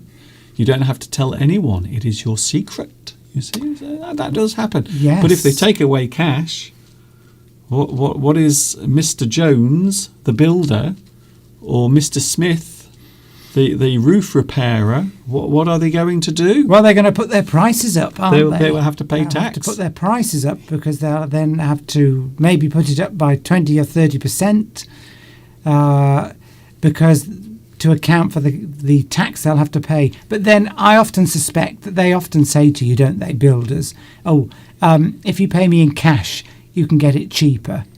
But then how do I know that they haven't already put the price up beforehand? Well, yeah. Anyway, so you think you're getting something cheaper, but maybe you're not because they've already, they're trying to make as much out of you as they can. You're a very trusting person. No, I'm not. I'm not trusting. That's what I mean. I was being sarcastic. Right. You do know what sarcasm is, I hope. What is FPS? Similar technology to PIX in Brazil. This is it contactless card? Do you think it might be? Yes. Well, in fact, nowadays a lot of That's people. William. a lot of people have a little device attached to their phone, and they are shop owners. So even small shops now have contactless payment. So it isn't just the big shops that have them. So it's anyone now. You can actually connect a little thing to your phone, Steve, and it is like a card reader. So even if you have a little shop or maybe a marketplace, maybe a bazaar, you can still have card payments. So that's how technology has moved on. It's moved on in huge leaps. And most of that is because of coronavirus. It's almost as if everything has leaped forward or leapt forward by 5 or 6 years. So suddenly we're living in a future time that was supposed to come naturally. But because of coronavirus, we've all been forced into it very quickly. So we might see over the next 5 years, we might see cash, physical cash, being used less and less. Well, in a lot of countries, people are commenting that they haven't used physical cash for years anyway, but just because it's, of course, more convenient. You don't have to carry cash with you. What's in the West? The Slack one. There's no answer to that. The Slack one. Sorry to hear that. But, there's no answer to that. Sure, a doctor can help you out. Says using crypto can keep you anonymous. Well, of course, yes. This is why cryptocurrencies are becoming popular. No. Let me say something. This is why I'm not promoting them. Cryptocurrencies are becoming popular because they're seen as being outside government control. Yes. So therefore, people are quite keen to use them. So it's almost equivalent of having cash, physical cash in a way, because you can, interact with people, pay for services without having to get the government involved. But of course, the government aren't going to be very keen on that. So I'm sure that they will legislate them out of existence at some point. That's the point where we stop. Okay. I won't get into that. Well, we can't because we have the sentence game coming up now. Yes. So I thought it was an interesting subject because we went out the other night for a meal and lots of people I noticed around us were just paying with their cards. There was no cash being used anywhere except for me. I'm the only person, I think, that had cash. Tarry makes a very good point. Physical cash can be more secure because most money is electronic now. If it gets hacked, like cyber, of course. Yes. I think you're probably talking about cryptocurrencies. They can be stolen if somebody knows what they're doing. Yes. And they have been stolen. Well, not just crypto, just BACS. They call it BAC. BACS. So it's that's just a payment method, isn't it? That's it, yes. But that can be hacked into if you get someone's PIN number or their credit card. But the banks and credit cards will compensate you if somebody hacks into your card or into your bank account. Then the bank, if it's not your fault, the bank will compensate you for that. Whereas if you were dealing with cryptocurrencies and you were hacked into, you wouldn't be compensated because they're not controlled in that way. Okay. Well, I was just loosely mentioning that. Yeah, exactly. Because we have, Steve. What do we have? Enough of that. Enough About money, says Palmyra. Yes, that's what I was reacting to. Enough about that. Violetta. Hello, Violetta. Hi, Mr. Duncan and Mr. Steve. Lovely to see you. Thank you, Violetta. Violetta Quill. Nice to see you here. Thank you for joining us today. I can't believe it's 3:45 already. It's gone very quickly. Doesn't time fly when you're having fun? Well, I'm not having fun, but time has flown. The wasps have gone. Yes, that's what I'm worried about. They've flown out. They've gone. They've flown out. You think so? Yes, they're over there just by the window. They are clever wasps. They're much cleverer than flies. Okay. Flies never fly out of a window. I've never thought of the intelligence quota of insects. So what about an earthworm? Well, they don't fly in through windows, do they? But are they clever? They might be just very clever. They might climb up the side of your house at night and come in through a window and then sort of crawl into your bed. But it's true about wasps. You don't, if a wasp comes in through a window, it can usually find its way out, whereas a fly can't. I thought there was a wasp. Here we go, Steve. Sentence game. Oh, okay. The sentence game. Shall we play it? Go on.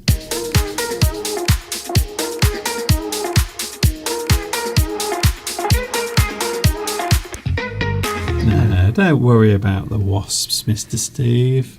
Don't worry. I'm sweating. Don't worry about the wasps. They just want to live like all of us. The wasps just want to survive. Oh, Lewis has made a very controversial comment. Okay. But I won't go into it because we're moving on. Yes. The sentence game. People into crypto would be horrified by your comment, Lewis. Yes. Crypto people don't want banks anywhere near their currency. Okay, you are the only person, by the way, getting excited by this. Unless, of course, it's a central bank cryptocurrency, which are coming in, by the way. Right, sentence game. It's not the crypto game, it's the sentence game, Steve. Name that cryptocurrency. Go on. Yes, sentence game. Are you okay? I'm fine. By the way, did you see this on the internet during the week, Steve? Did you see this? No. Oh, yes, I did, yes. I know what that is, yes. It's freaky. I thought you wanted to do the sentence game, Mr. Duncan. I'm about to. But this is just a little thing I just remembered.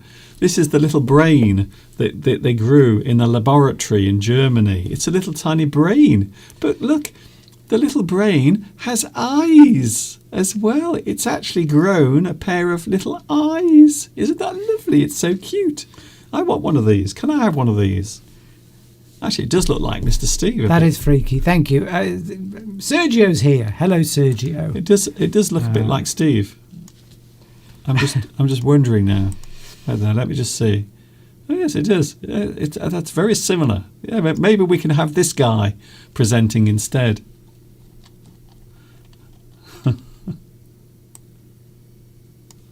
That's very good. Yes, it's just like Mr. Steve. Hello, my name.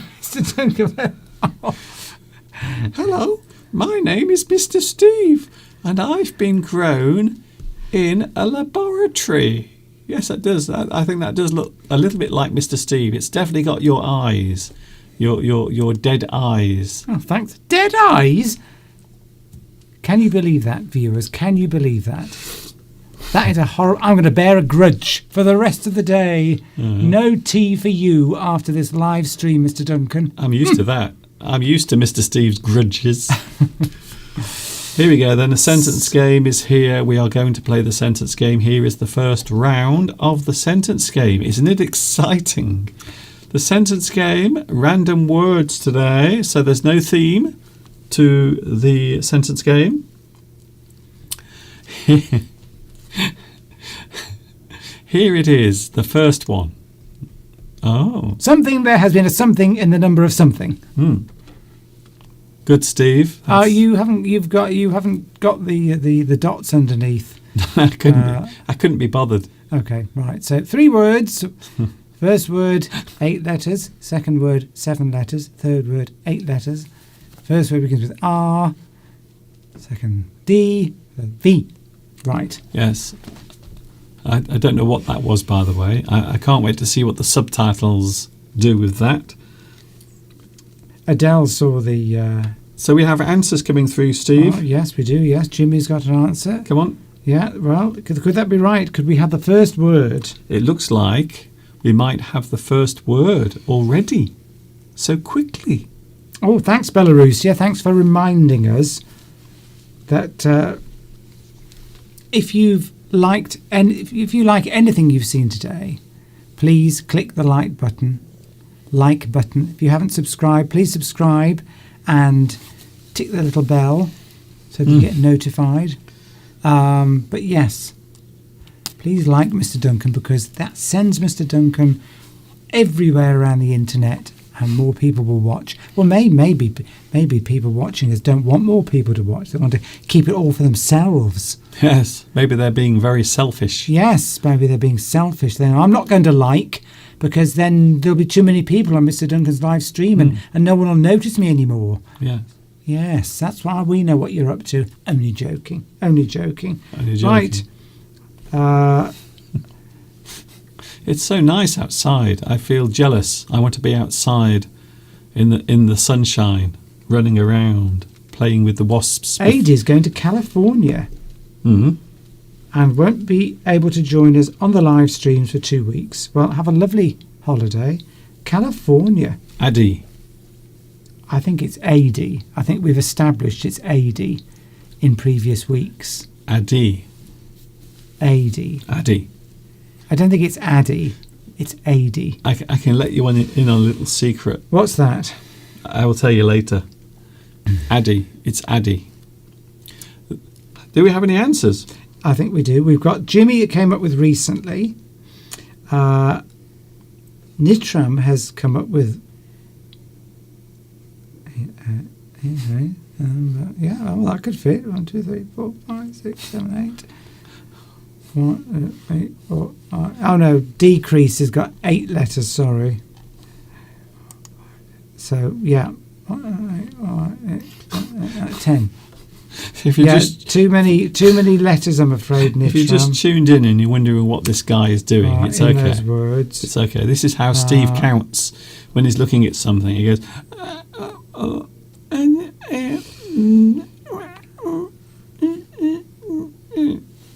violence. I don't think that's the last word, is it, Mr. Duncan? Is it violence? A couple of people have come up with the word violence. There we go, Jimmy. Well, I think you've definitely got the first 2 words, but grammatically, the last word you have suggested would not fit in that sentence. Thank you, Sergio, who has clicked the like button twice. Mind you, if you do it twice, it cancels it. yes. So that's, I know what you're doing. Yeah, that's the joke. That's a joke, isn't it? Yes. Yeah. If you click the like button twice, it takes the like away. In fact, it becomes a dislike. No, not really. We know what... Yes, I nearly fell. The last word is definitely not violence, is it? Well, I will tell you in a moment when I give you the answer. Well, you can't have a number of violence. No. That wouldn't make sense grammatically. And vacancies has got 9 letters, not... Well, the last word is proving to be a little difficult. Well, imagine if you go somewhere, what would you be described as if you went somewhere? So maybe you go to a place and you want to have a look around. You would be described as something beginning with a V. It's actually a very simple word, believe it or not. So the second word, is that reduction? The second word? Yes. It might be. Right, okay. Or decline, rather. Yes. A decline, yes. Suddenly, I think the message is getting through if you go to the new messages, Steve. Ah, right.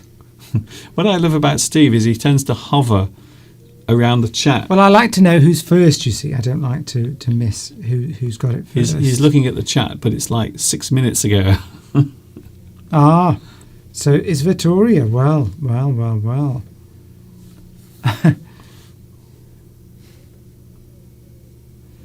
Well, yeah, there could be a yeah. What? Yeah. Well, Tom X put vaccines as the last one. Welcome to a new feature called Sentences That Go Nowhere. Another one, Steve? No, well, I think Jimmy's come up with an alternative sentence that I think you're thinking of that fits. Let's see what you think it is, or what not what you think it is, but what you put it as. It's not what I think it is. It's just the answer to the yes. Yeah. Here we go, Steve. Oh, I've got a week of not only Mr. Steve but also his mum here, and they're very similar to each other. Here we go. Oh dear, I don't think I'm going to survive this week. I really don't. Here is the answer to the first and maybe last sentence game today. Faster. All right, don't rush me. You can't rush a master. You can't rush a master when he's creating. There we go. Bing! Well, look at that. So Vittoria got it right. Yes. Recently, there has been a decline in the number of visitors. Maura got it right as well. Yes. So you might say that is related to the current situation where maybe places are closing or maybe fewer people are visiting.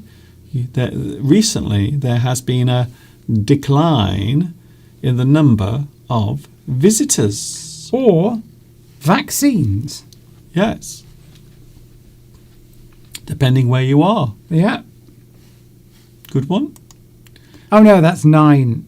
Vaccines is 9 letters, Oh. sorry. Isn't it? 1, 2, 3, 4, 5, 6, 7. No, it is 8. It is 8, yes. It is 8. So Well, there is a great irony here, by the way, of Steve not knowing how many letters vaccines have. 8, 4, 5, 6, 7. So, yeah, well, you don't think about the number of letters when you're saying words. Or how many words are there? How many letters are there in that word? You don't think about that, do you? But yes, you could put vaccines in there if you're in an area that is lacking in vaccines. Yes. So yeah, thank you for that. That's it.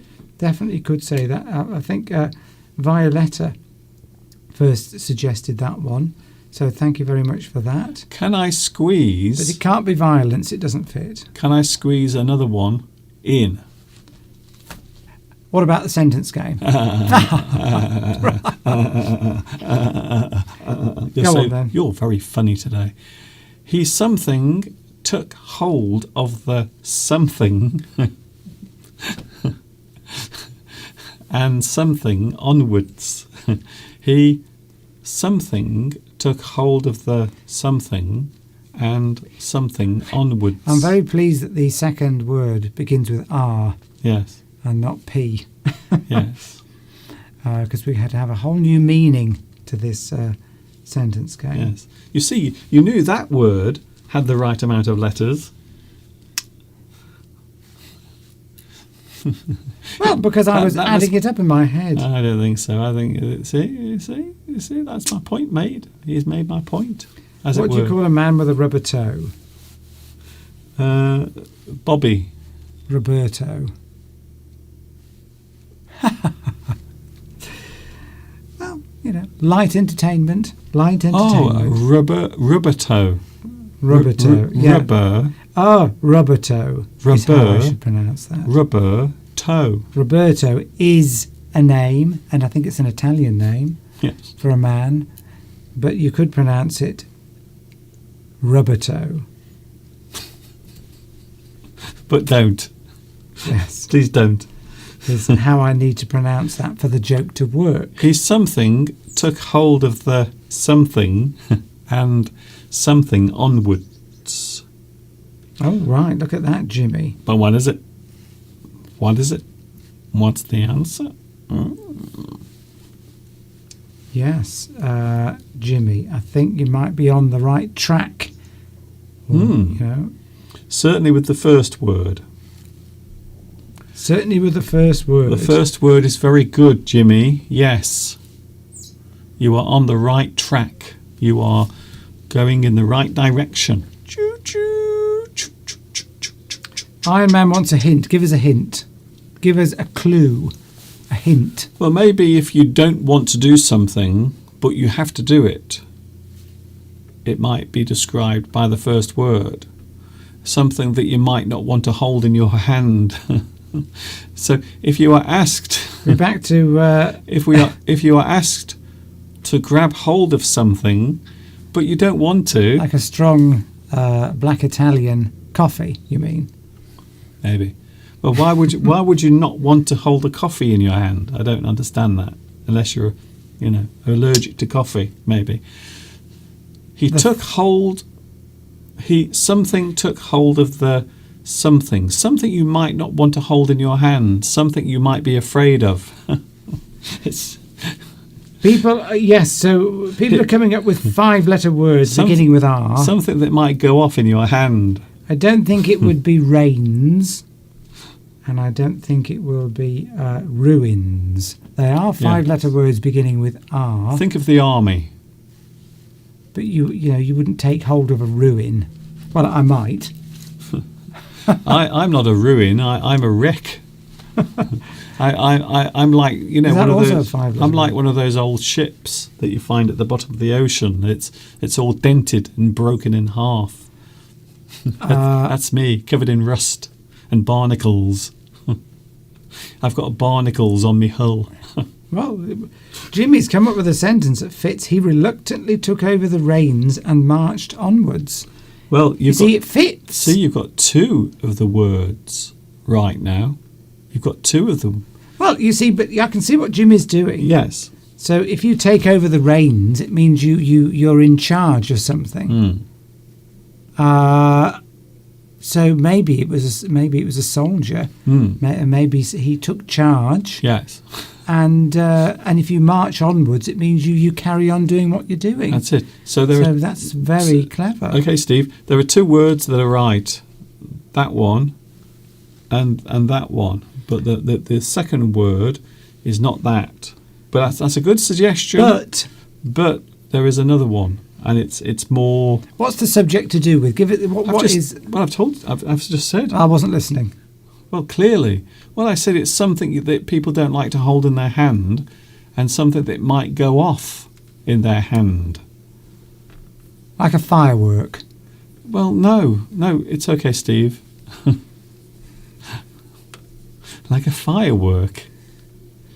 Well, you would reluctantly take hold of a firework. Yes, but unfortunately that begins with R. Yes. And it only has 5 letters. So yes. I'm going to guess it's not firework. Oh, look at that. Violetta. Or is it Violetta?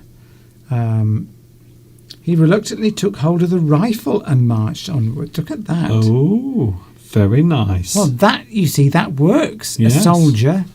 He didn't want to fight, or maybe he was tired and didn't want to march. Yes. He got up, took hold of his rifle, and marched onwards. Let's have a look, shall we? Is it right? Is it correct? Well, it's a bit obscure. It isn't. It's obscure. Bing! Oh! Look at that! He reluctantly took hold of the rifle and marched onwards. So I don't think that's obscure. Oh, Nitram got it as well. Yes. Nitram got it as well. Oh. Ah. So Nitram was the first one to get it. So you don't blame me for that. Blame Mr. Steve. It's his fault. How did you think of that one? That's a bit obscure, that one, It Mr. is Duncan. not. Well, who reluctantly takes hold of a rifle and marches onwards? Well, maybe if you are in a battle and maybe all of your comrades have fallen and you see a rifle lying on the ground. I'm painting a beautiful image there, a very vivid image, not necessarily pleasant, but it is an image.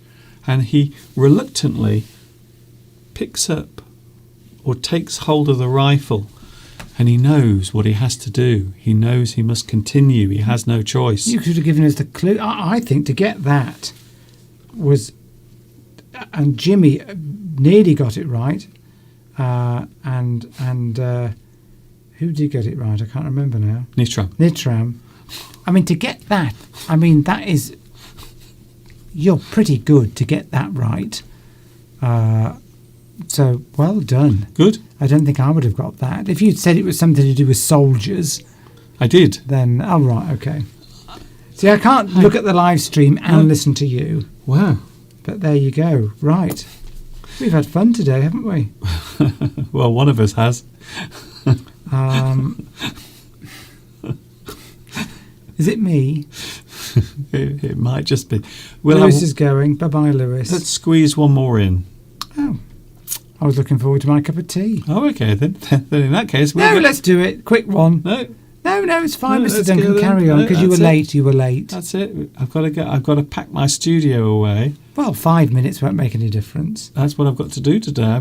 This studio will be destroyed in a moment Well, not destroyed. to make way for Mr. Steve's mother.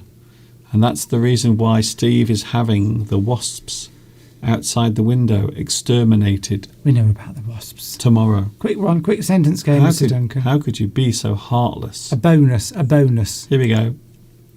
There has been a something in the something of people trying to something as something. Now, earlier, we had a certain direction. So this might be the opposite to the direction that we talked about earlier. So what did we talk about earlier, Steve? Grudges. No, on the sentence game. Money. Oh, No. right. Oh my. What did we talk about? Let's have a look. I can't remember, Mr. Duncan. Well, We just. Oh, you mean the last one? We talked about soldiers marching with guns, didn't we? Okay. oh, before that. Is Anyway. that the one? No, so something is what? It's if it does that, it's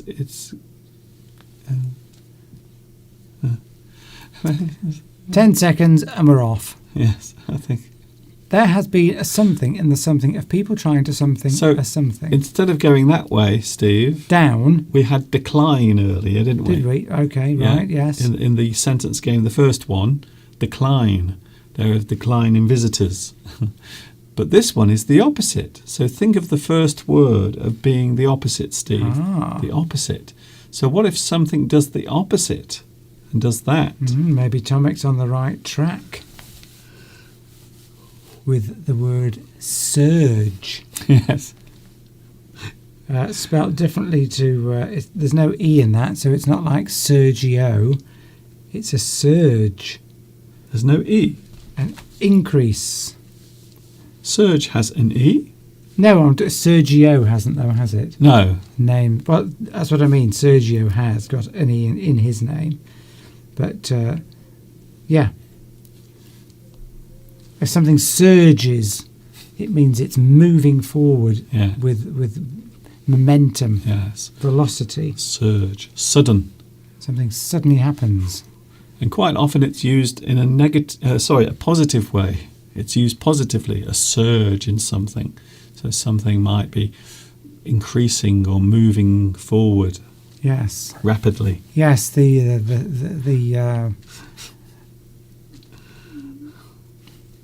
I can't think of an example. Well, there might be one here, you see, in this sentence. Yes, that's true. Yes. The crowd suddenly surged forward. Hmm. I meant they suddenly moved. The soldiers surged forward on the battlefield. Yeah. It means that they're moving suddenly all at once. Palmer. A surge denotes lots of momentum and power. Is Palmyra? I think Palmyra has a birthday coming up. Really? When? When is your birthday, Palmyra? Please tell us now, Oh, just in case it's happening whilst I'm having my break. Because I won't be with you on Wednesday. No live English stream on Wednesday because Mr. Steve's mother will be in here being stung by wasps. I'm going to keep a jar of wasps, and then when your mum's sleeping, I'm going to release them. I'm going to open the jar and release them into the room. well, we've got the answer, Mr. Duncan. Violetta or Violetta or Violetta.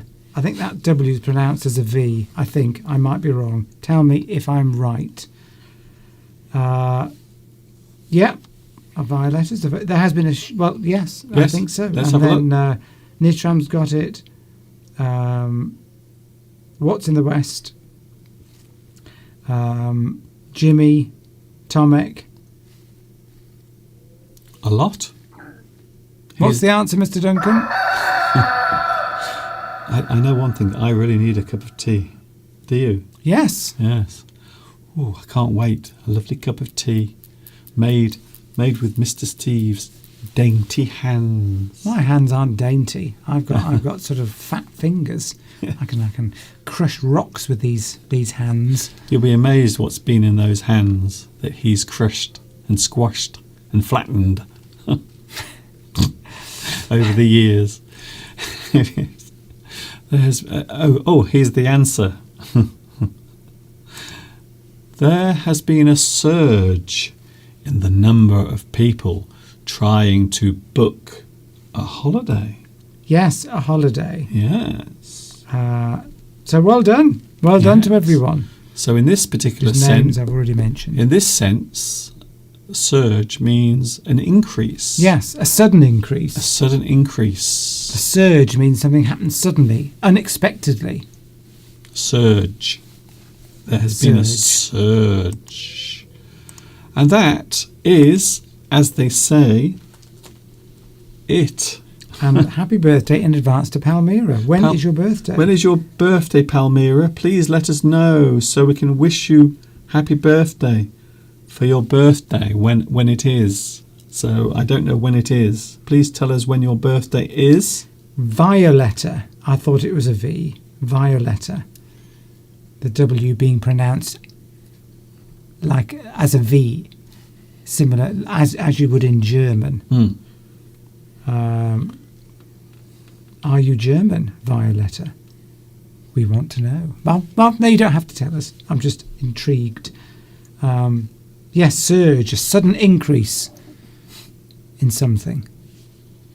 The 27th of August is Palmyra's birthday. You know, I don't even know what... It's the 22nd today, isn't it? It is. So, yes. Yeah, so we are not 22nd. with you. We are not with you until the 29th. Friday. So it's Friday. We are not with you until the 29th. So we're not with... I'm not with you on Wednesday, but I will be with you next Sunday. Don't forget, next Sunday we are back together again. I'll put the lesson time. So there it is, the time of next week's live stream, Sunday 2 p.m. UK time. We will both be here. Mr. Steve will be here and I will be here because we would have spent a lovely week. We might look a little sort of fragile, exhausted, just stressed. Older. Maybe we'll look probably, 10 years older. There'll be new lines on our faces. Yes. And there won't be smile lines. There will be stress lines. Queen is sad because alone at home right now. Well, just watch us again. Yes. Or watch any of Mr. Duncan's lessons. I'll tell you what, why don't you listen to James Last and his orchestra? I've been listening to James Last, German band leader. Oh, fantastic. He was on television a lot. He was famous around the world, probably one of the most famous band leaders. But I've been listening to James Last and his orchestra. It has cheered me up, I'll tell you. So you go and listen to that, and you will feel, Queen, you will feel instantly cheered up. James Last and his orchestra. Fantastic. What a shame that these band leaders, you don't see these on television anymore in the same way that you used to. Violetta lives very close to your mother. Really? Good grief. Good grief. Where are we? Stroud. Stroud. Yes, Stroud. I know Stroud. Yes. It's in Stroud, Gloucestershire. Well, it used to be very close to where you used to live. Yes. Before your family moved. It was. Yes. So, do you know Stow on the Wold? Morton in Marsh, Bourton on the Water, Upper Slaughter, all nearby. So fantastic, Violetta, Polish. So there must be, obviously the V sound is similar to German or vice versa. But that's fantastic. So yes, cheer yourself up with James Last. Yes. And his orchestra. If you like easy listening music, which I do, is my suggestion to you now. Loads of it on YouTube. Yes. I've been getting that's why I'm in a good mood, Mr. Duncan. Is it? Yes. It's not because of anything that you've sniffed or... No, I watched this program, TV Wunderland, a German show. I think it was 1971, and it had lots of... most of them are all dead now. I was watching it because Shirley Bassey was on it. It's cheerful. But it had lots of other wonderful artists of the time, including James Last and his orchestra, and somebody who was quite famous singer. Oh, what was his name, Mr. Duncan? I don't know. You've seen it so many times. I'm surprised you don't know. Oh yes, he was a famous singer in sort of Germany and other countries neighbouring by. I'm going to let you know next week. He's dead now. They were all dead. It was very sad. I watched it. It was a lovely show, but I was sad because don't worry. Shirley Bassey is still alive. You just said they're all dead. Yeah, apart from Shirley Bassey. Yeah, yes, Shirley Bassey is still alive. Please don't panic. Look up TV Wunderland with a W, James Last. Yes. And it will come up. What's the name of that singer? It's going to annoy me now, Mr. Duncan. But anyway, it was fabulous. Fantastic. I can't wait for my cup of tea. So we are going to go now. We have to leave you. It's a beautiful day now here in England. I hope you've had a good time. I am going, and I have a feeling you might be going as well. Unless, of course, you want to look at a blank screen. Which we don't want to do. Which we don't want you to do, no. Go and do something else. Here we go. It's time to say goodbye to Mr. Steve. Thank you, Steve. We will see you next week. Thank you, Mr. Duncan. Nice to be here, and hope you all have a lovely week and see you next Sunday. Mr. Steve is now going to wave goodbye. Goodbye. Goodbye. You have to move your hand over so everyone can see you. Goodbye. Goodbye. Goodbye.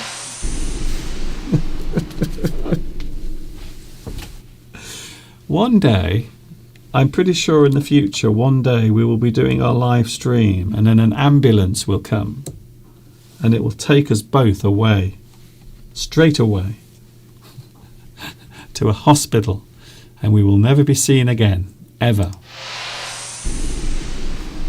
Thank you, Mr. Steve, for making my day brighter, and hopefully we have made your day a little bit more brighter as well. Time to go. I will not be with you on Wednesday. Don't forget, no Wednesday live stream. There is no Wednesday live stream. However, I will be back with you next Sunday from 2 p.m. UK time. And it will also be the final live stream of August as we prepare to take a step into September. I can't believe how fast this year is going. So that's it. It's time to say goodbye. I hope you've enjoyed today's live stream. It's been a long one, but I hope it has been fun. You can catch this live stream later with captions later on. It will be available to watch.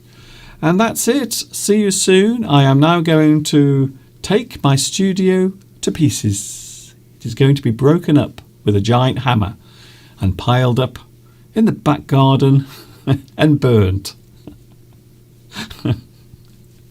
Thanks for watching. See you soon. This is Mr. Duncan in the birthplace of English saying thank you very much for joining me today. And of course, until the next time we meet here on YouTube, which hopefully will be next Sunday. You know what's coming next. Yes, you do.